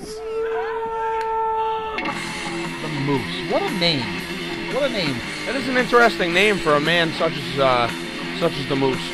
We really need to get a more in-depth look at the Moose. I really want to know what makes this guy tick. Well, he probably has ticks, so... Well, he is from the woods, correct? He is. I mean, he comes from the wooded areas of Hundred, West Virginia. Now, I want to know what funhouse mirror that Bobby Rossi looked in that gave him the idea that those sunglasses were a good idea.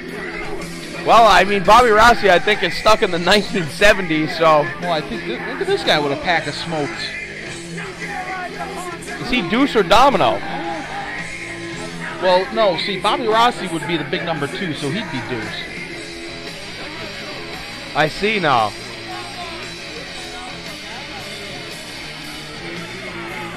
Whoa! Oh! Naveen O'Reilly going after the Moose. Is he a scaredy moose? I think he's a scaredy moose. He's a scaredy moose. A lot of people out here at ringside. Hopefully we can see a one-on-one match between these two. Bobby Rossi with the 35-cent cigar. One very important thing you forgot to mention. This right here is our television champion. You think you can manage announcing him as the television champion, voice box? Your sunglasses are crooked. Yeah. Okay. He is your reigning and defending RWA television champion, Chris Cruz. Well, I'm going to have to call him out right there because this is not, and I repeat, not a television championship match. I think that's a little bit of Bobby Rossi or Bocce Rossi rubbing off on the voice box right there. The greatest looking man here at Tickers today, simply fantastic, Zach Alexander. Well, I can't imagine what it would look like if Bobby Rossi decided to get some style coordination from someone, because that leather hat, I haven't seen a leather hat like that in a long, long time. Now, speaking of the television championship, I'm getting word. I spoke to Liz B earlier, and she's told me that she spoke with Bill Victor, and there is in fact going to be a television championship match at RWA Legacy between the champion, Chris Cruz, Alex Corvus, and Mike Grassa. It's going to be a three-way dance for the television title at Legacy. Wow, very, very interesting developments. Chris Cruz with a quick go behind there. And, of course, Zach Alexander facing Billy Ware for the Junior Heavyweight Championship. Obviously, both men, like most of the others here today, want to pick up a win. This is the quote-unquote go-home show before Legacy. Well done, Chef. Well done. How's it going, Dad? How's it going, Zach? You want me to call it? Cruz in control here. Don't sleep on Zach, however. He is a crafty veteran despite his youth.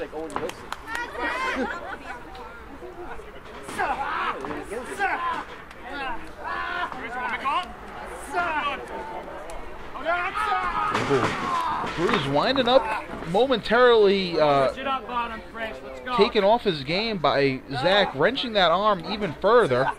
Now finds the escape and goes into a side headlock.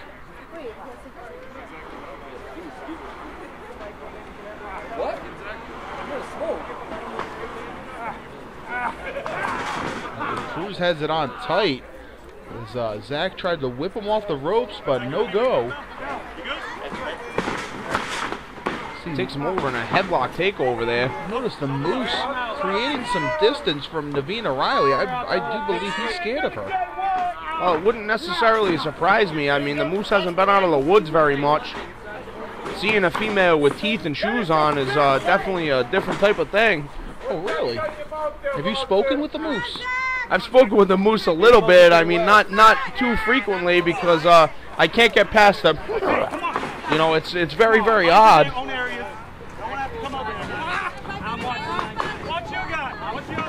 Well, he certainly makes a better door than a window. Right Certainly does. He makes the movie Deliverance look like a children's movie. Rossi causing a distraction there and preventing the rope break sooner. I don't think he realized that he was causing some harm to his man right there. Well, that's certainly not the first time that Bobby Rossi has hurt his man. Beautiful arm drag by Zach Alexander.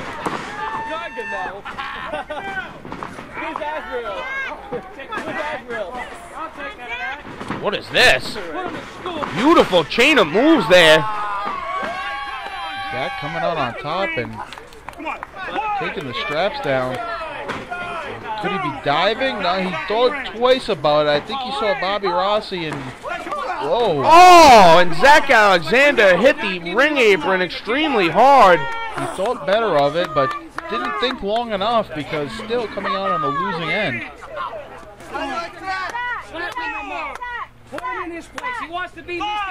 You see Navina Riley over there with the belt.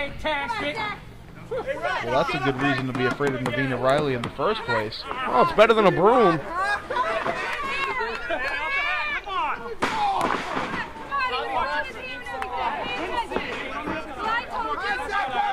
Cruz still having his way with Zach Alexander. Starting to show some signs of life, but quickly cut off once again. The Moose over there thinking about having his way with an elk. That would be an ugly scenario. Whoa, and here comes Navina Riley after him. Cruz has such pinpoint accuracy with that knee drop. It's really ridiculous how good it is. Two. Does he not see the camera? He keeps walking in front of it. Has he never seen the camera before? Maybe not, except for the ones that the DEM puts out in the woods to track his movements. He really does live in the woods. 100 West Virginia, my friend. Look it up. It is a small place. I gotta write all this stuff down. You're making me look up this guy and that place, and I'll be all over Google tonight. Don't Google on my Facebook.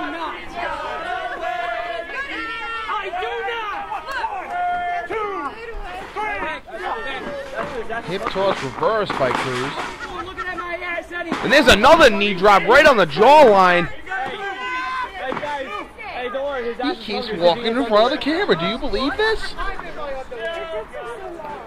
I am baffled by this big moose. There should be a moose crossing sign on the camera.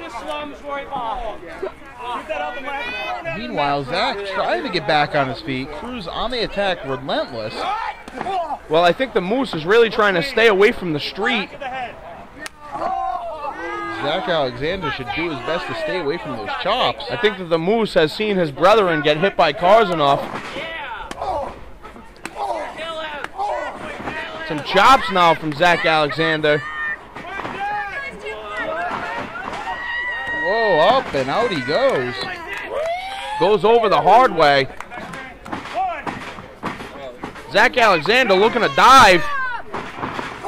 Oh, and there's that roaring blackout.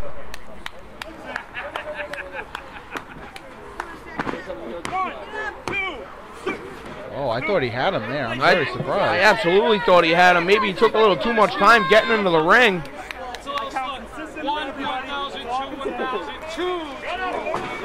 Bobby Rossi, of all people, teaching Aaron Gore how to count.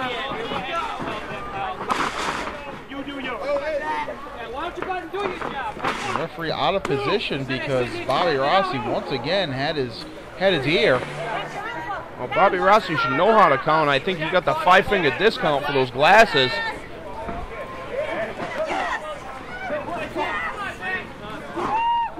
Because I don't know anyone in their right mind that would pay for such a thing.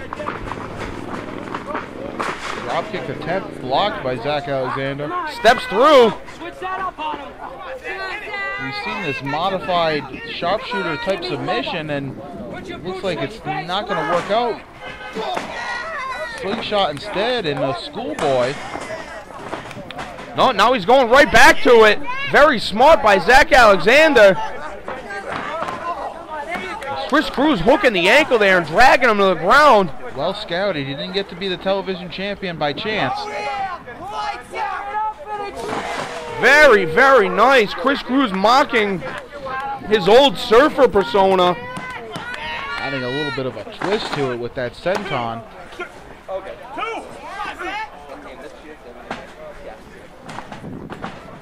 Now he appears to be measuring him for God only knows what. Hey, Bobby Rossi, Jack Carter called. Hold on, people, I need your help.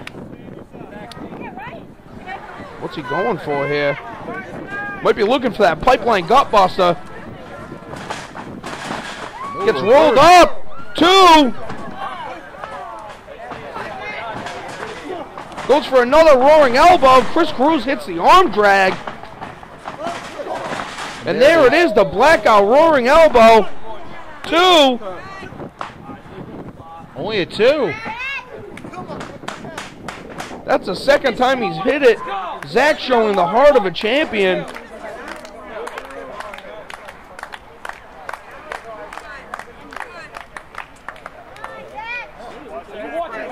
A very weak back elbow by Zach Alexander. Not much energy left. That worries me. He certainly doesn't look like he has very much energy. You're exactly right.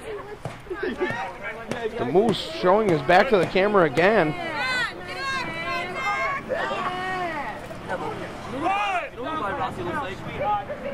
Referee Aaron Gore counting him out.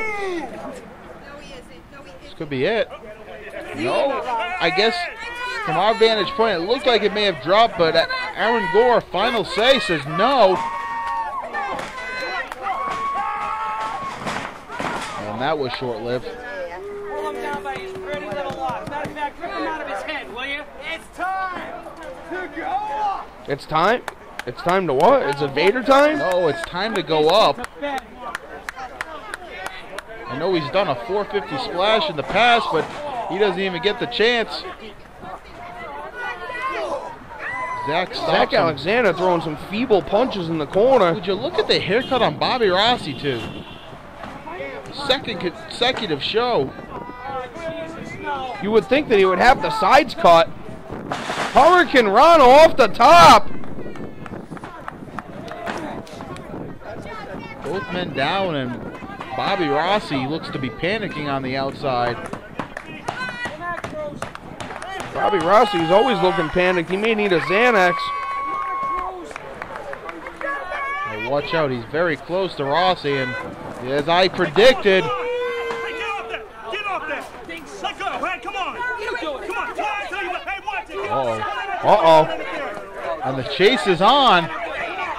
The Moose is hightailing it out of there. Hey, come on, Moose! Get her! Meanwhile, in the ring, Come on! What did I tell you? Pipeline gutbuster. Bobby Rossi's still running. 1, 2, 3. Slows down. Maybe his emphysema get in the way. Winner, Chris Cruz. Cruz victorious under questionable means.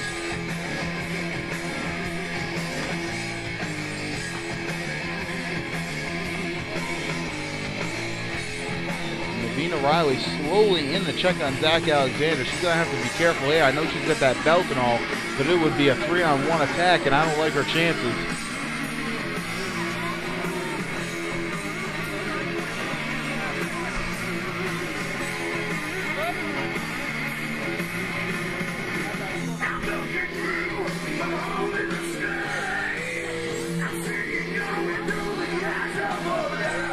And it looks like Moose is back a little short of breath. He has soiled himself. Does a Moose, you know what, in the woods? I think he just did at Tickers. Well, I guess we're close enough to the woods. The Mad Moose from 100 West Virginia, Bobby Run DMC, Rossi. The White Trash Messiah, Chris Cruz. And she's coming back after him. The Moose is gone. I think she threw her sandals at him, barefoot and all. She's heading to the kitchen, and we'll be right back with the main event. Don't go anywhere.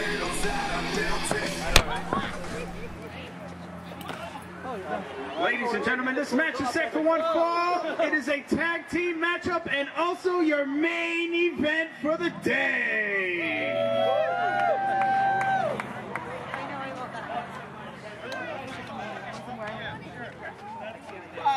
Monsieur!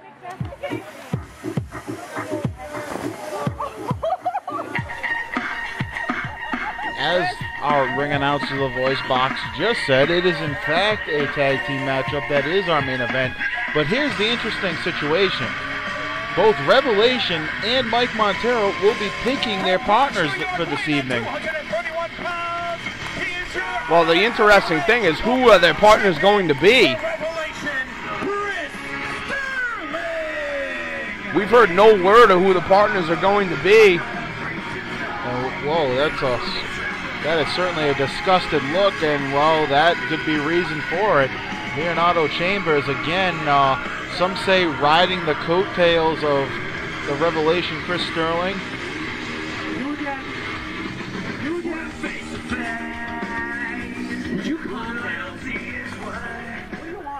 I got you a partner. I thought I was supposed to pick my partner. I did you a favor and I found you a great partner. And what's the favor this time? It's a great partner, I'm telling you. Let me tell you something, all right? Your partner tonight is an accomplished wrestler all over this country. This man is one of the best champions RWA's ever had. Really? Do you trust me? Well, names like No, you really don't. Logan Rose come to mind. T. Phoenix? Could be. I know we haven't seen Logan Rose in quite a while. Who is class personified? You can almost say he's even first class. JP Hansen? This man is the investment Antonio. Oh, of course. Who'd have thunk it? Well, it makes perfect sense now. Chambers chose the investment Antonio Atama as the opponent for Mike Montero 2 weeks ago here at Tickers, and now the investment will be the partner of Revelation. A favor called in by Chambers. Not a bad choice for a partner. In fact, a very good choice. Antonio Atama, as his name says, the investment may be the best investment ever by the RWA. It's tough to argue that. It certainly is. And for all you fans who voted, we're going to find out next week, June 30th, live at Tickers. We're going to find out exactly who won the year-end awards for the RWA. Which also does include biggest acquisition, which Atama is up for. And their opponents from the city of brotherly love, weighing at 149 pounds, the ace, Mike Montero! Now it goes without saying, as Mr. Abruzzi comes out leading the #1 contender, Mike Montero. These two obviously will do battle at RWA Legacy in the Triple Crown title match. It's going to be interesting to see who Montero would have selected. Obviously, people who come to mind from Mike's past could be Devin Blaze, could be Zach Alexander. They've been formidable teams in the past. I'm very interested to see who he has chosen as a partner.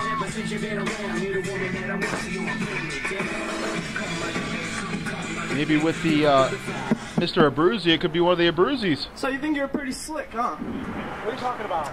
You think I don't know what you're up to? You think it's a coincidence that all of a sudden, now that we're in the main event at Legacy 5, Mike Brissett's got his hand in the pot?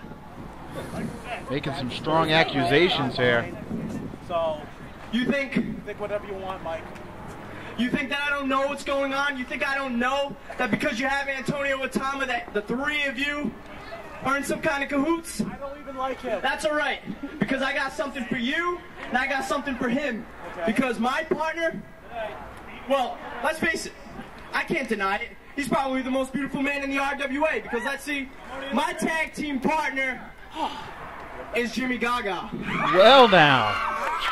Very interesting. You hear the crowd go wild for Jimmy Gaga. How could we forget the momentous match that, oh my goodness, Princess leading the way out here. The momentous match Jimmy Gaga and Mike Montero had against The Influence. Several, in fact, that may be even going on a month or two now.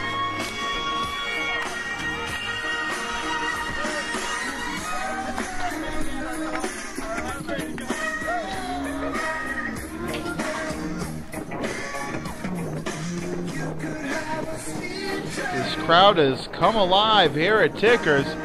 They love themselves some Jimmy Gaga. Who doesn't love Jimmy Gaga, though? And Princess spraying everybody with that, whatever that liquid is, must be very cooling. Has a very cooling effect. It's rose water. Rose water. Okay, then.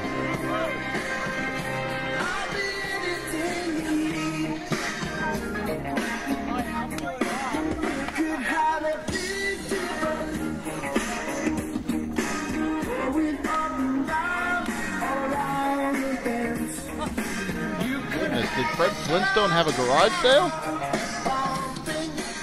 I mean, I'm just asking. What is this? He's dancing into another camera.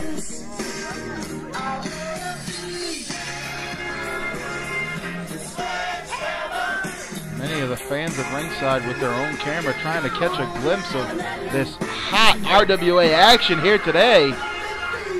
I think they're just trying to get a glimpse of Jimmy Gaga so they can take it home. They want to be part of the beautiful ones.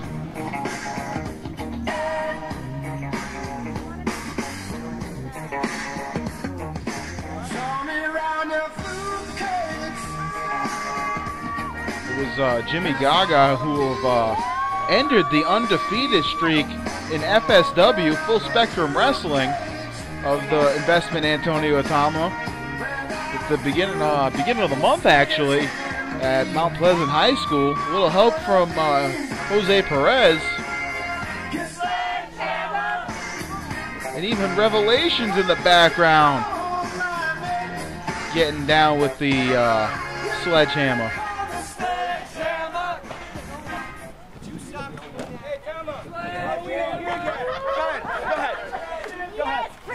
A little bit of quick spritz from Princess. Mr. Abruzzi wants some too. Oh, there's a kiss on the mouth. What? It's RWA. I give up. I quit. I quit. I can't believe what I just saw. I think Mr. Abruzzi needs a cigarette after that. Not another one. Another cigarette for Mr. Abruzzi? Well, he's too busy handling the dealings of Mike Montero. JP Hansen. Jimmy Gaga. Well, it's one and the same. He admitted it. And as we spoke of earlier, you know, there was several hints dropped of as far as who Hansen / Gaga, who he would be facing at Legacy. And I have a sneaking suspicion I know exactly who they were talking about. Well, I don't know. I mean, no confirmation has been given to me yet. I mean, maybe you have some inside information that you know, but I don't know of anything. I'm going to look to check out the recap show with Bobby Rossi, T. Phoenix, and JP Hansen, and I'm going to tune in then and see if I can get the inside scoop from them. Interesting.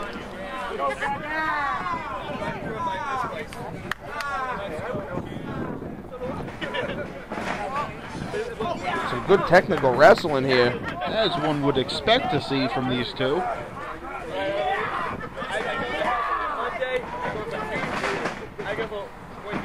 One of the longer-standing rivalries here in the RWA, Hansen, Gaga, Revelation. At one point in time, Revelation was hell-bent on being better than Hansen.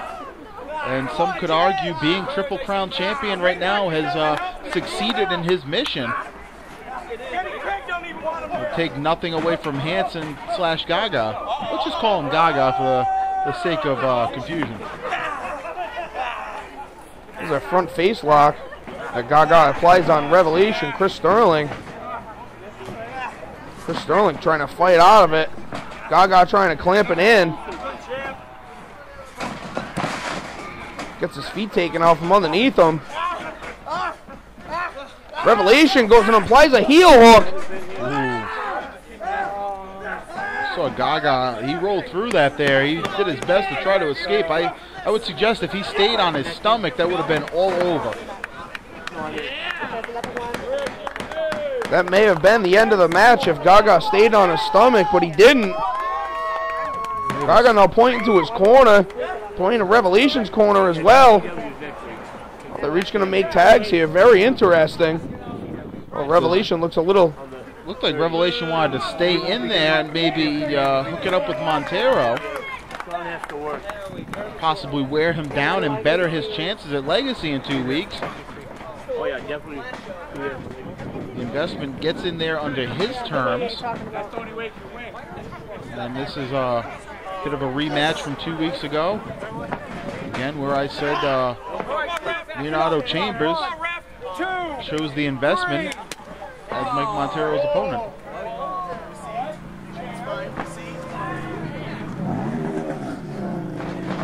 Circling each other here. Montero trying to dive for the leg there, Vatama. Collar and elbow tie up here.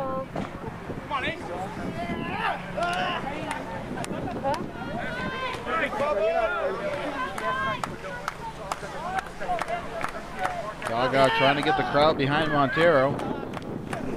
Help get that adrenaline flowing through the veins. Big shoulder tackle from Atama on Montero there. Big hip toss. Montero taking Atama over.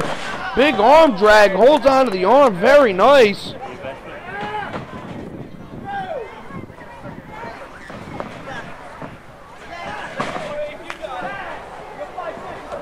And here comes Gaga into the ring. Coming to get himself some of the investment.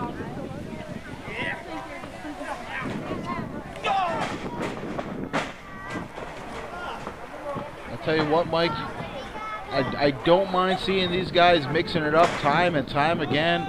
Really, nothing but pure magic when they're in the ring together. Looks like a hip toss. Sweeps the leg. Oh! What do you think of that? Jimmy Gaga calls that the too sweet to be sour. Of course he does. That makes perfect sense. The team of Montero and Gaga really working like a well-oiled machine here as the wind picking up quite a great deal here at Tickers. I've checked the radar. There is a storm approaching. Hopefully we can get the conclusion of this match in Beautiful drop kick. In fact, it was before.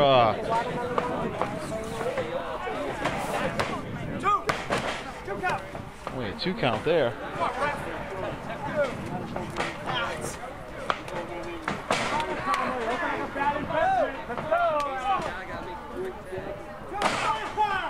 Gaga back in the ring now.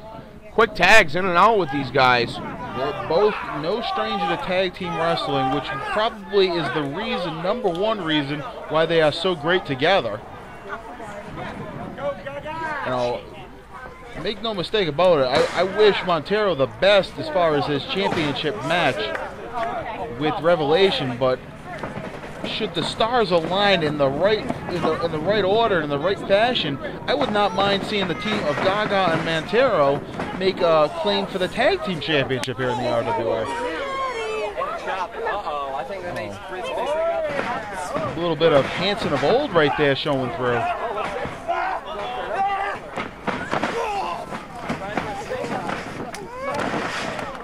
Such a beautiful drop kick, wouldn't you say? You have to say.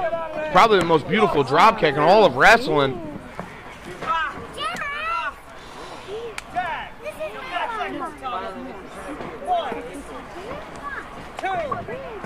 Choosing not to take a cheap shot or work within the confines of the 5 count, Revelation just takes a hold of Hanson and does his own thing here. Proved to be a mistake, as we see right there. Then again, I spoke too soon. Nice double forearm. Apparently able to get the shoulder off.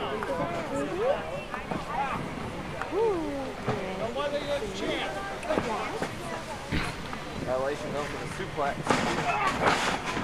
Low snap suplex there. The thing with a low snap suplex like that, it really puts the brunt of the impact on the neck and shoulder blade area in almost a brainbuster type fashion.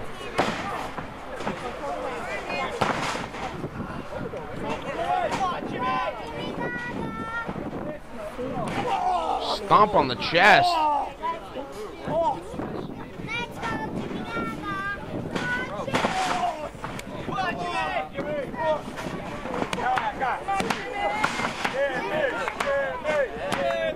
A 2 count, and it looks like the investment just tagged himself in.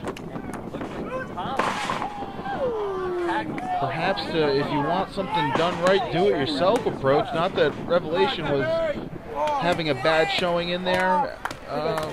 What is going on? I thought he was taking his belt and leaving right there. I guess taking it out of the hands of Leonardo Chambers. Body scissors now applied by Antonio Atama on Gaga. Restricting the breathing of Gaga, and certainly on a day like this with the intense heat, making it even harder to breathe now.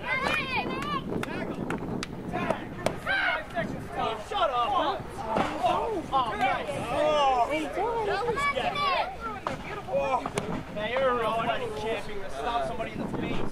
That's the pot calling the kettle right now. Sorry. Pot calling the kettle what? Go ahead, elaborate.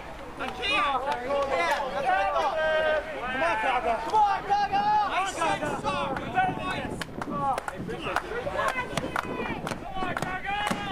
Not really sure what he was saying to Gaga right there, but nonetheless scoops him up here.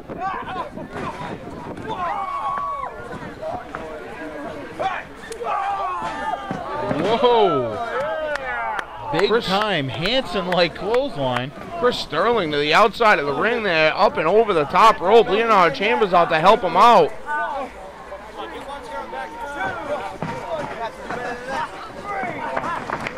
And with the referee's back turned, Antonio Atama gets in a quick shot there, driving Gaga into the turnbuckle head first.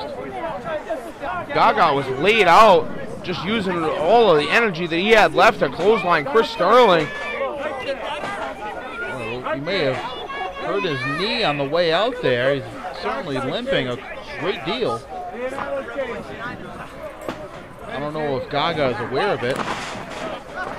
Of course he has a heel hook of his own now. Steps over. That's a very Hanson-like maneuver. Since being somewhat exposed, I guess you could say, he's certainly showing more and more of the old Hanson.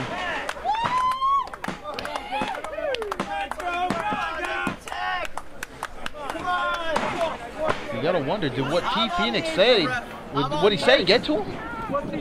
It's certainly possible. Phoenix made some very strong accusations and comments and things I'd rather not repeat.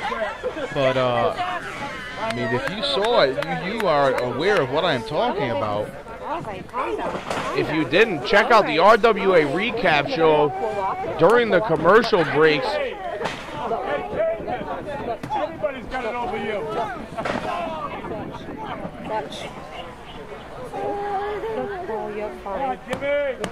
Chris Sterling lifting him up here. Whoa.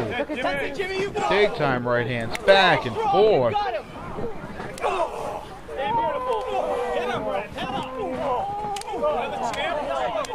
Hanson firing away. German suplex perhaps? No. Russian leg sweep. Really both men down on the ground. Hanson reaching for something.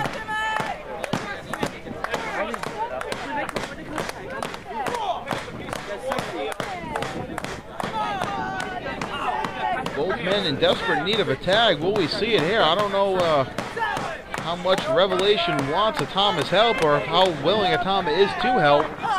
Nonetheless, both make a tag. The proverbial house of fire is Montero. Here we go. Here we go, Ace. Here we go. Come on, Atama, what do you got, huh? Montero cleaning house now on Atama.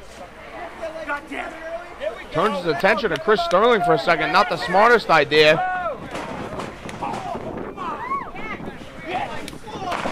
One-footed drop kick. Sterling still in the ring. Looks like he has some mixed emotions about getting in there with Montero and mixing it up. Does he want to break it up or not? And oh, they're gonna face off right here. And they're just brawling. They're not the legal men. Gaga and Atama are. Oh, that was a little bit low. There's a pin in combination. And Atama picks up the win for the team.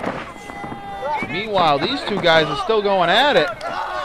Ladies and gentlemen, here are your winners, the team of Chris Sterling and Antonio Atama. Atama picking up the win and looking on at these two slugging it out with each other. He could care less. He's got his own problems to worry about in 2 weeks. That would include a 15-foot high steel cage and the New England Hall of Famer, Jose Perez. And Mr. Abruzzi and Chambers just looking on. They can't do much to really break these up. And I wouldn't want Chambers trying his luck with Mr. Abruzzi. It might end up on the losing end of that.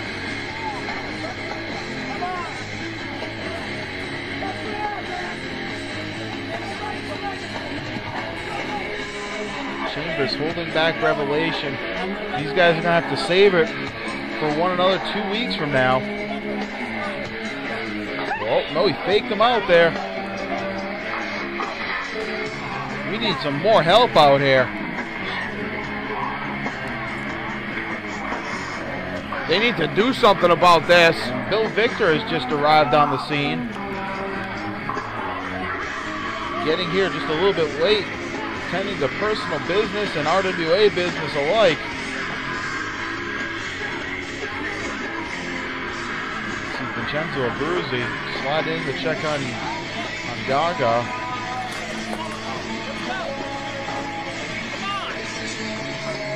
Mike, you're ready. I can see in your eyes. Now we'll see who is the better man. Be ready for legacy. There you have it. This has been another exciting edition or the RWA height. The next stop is RWA Legacy, July 6th, Thayer Arena, Warwick, Rhode Island. Are you ready, Mike? I'm ready as anyone can be, my friend. All right, ladies and gentlemen, we'll see you there. Don't miss RWA Legacy 5.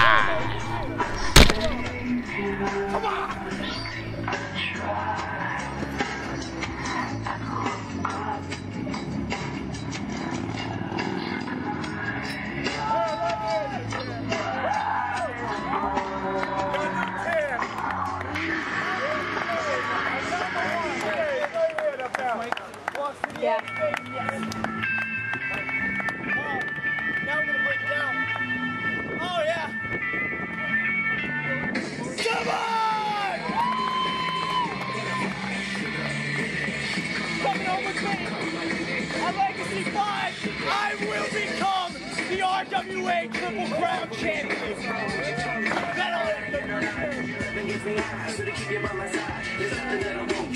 Butterflies in the eyes and the lips to kill. Time is passing, I'm asking, could this be real? Cause I can't sleep, I can't hold still. The only thing I really know is she got sex appeal.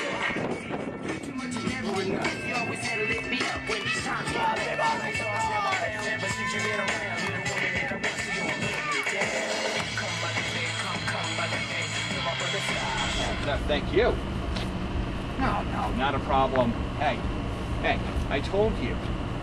You take care of me, I'm going to take care of you in the long run. I'll call you back. What the hell was that? I know you're not used to it lately. It's called a victory. Now raise your hand. 1, 2, 3. I didn't want to win like that. I know that. I know you didn't want to win like that. Do you know that we're only a couple weeks away from Legacy? I'm aware of that. Do you know what you need going into Legacy? What's that? A win. Montero's got all the advantage right now. Montero's in your head. He's got you thinking. He's in my head. He's not in my freaking head. I'm more focused than ever, and I don't need this kind of stigma to ruin my focus, okay? Are you calling me a stigma?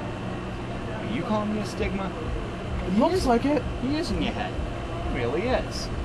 And if he's not, then Mr. Abruzzi is. You really think I'm a black cloud, Reb? You really think I'm your dark side? Let me explain something to you. What Atama did was get the victory by any means necessary. Something that you need to start considering going into Legacy. Because Mike Montero is going to do whatever he needs to do to beat you for that belt. There's going to be no Marcus of Queensberry rules. He's not going to fight fair. He wants the championship that you have. And at some point, it's going to have to stick into your head that you can't play by your happy-go-lucky, let's all follow the rules, let's all mat wrestle. There is no mat wrestling. He's going to be flying all over the place. He's going to take every shortcut and every advantage. You think I don't know that? Clearly not, or else you wouldn't be coming to argue with me about the way you got a victory today. You had a good match. You should be impressed with it. More importantly, you should be happy that you won. You should be happy that you've got the upper hand going into Legacy. Now, I asked you 2 weeks ago, and it still stands true. Now you got me so pissed off I can't even speak straight. I told you that you had no other choice but to trust me. Now, come Legacy, you can walk down that aisle at Thayer Arena, and you can be by yourself, and you could win. I'm not putting it past you that you could win on your own, but he's got an advantage. He's got someone watching his back. Why, for 1 second, would you not want the same advantage that he's got? Now, I'm not getting involved. I'm not going to do anything. I'm going to stand there, and I'm going to make sure Mr. Abruzzi doesn't get involved. Okay. I'm going to make sure Zach Alexander doesn't get involved. I'm going to make sure the Abruzzi brothers don't get involved. I'm going to make sure other people don't get involved so you don't lose that belt. The second you realize that all of my motives aren't sinister, you might finally start to get it. You got 2 weeks. You better think long and hard about what's going on in your head and whether or not you want to stay champion.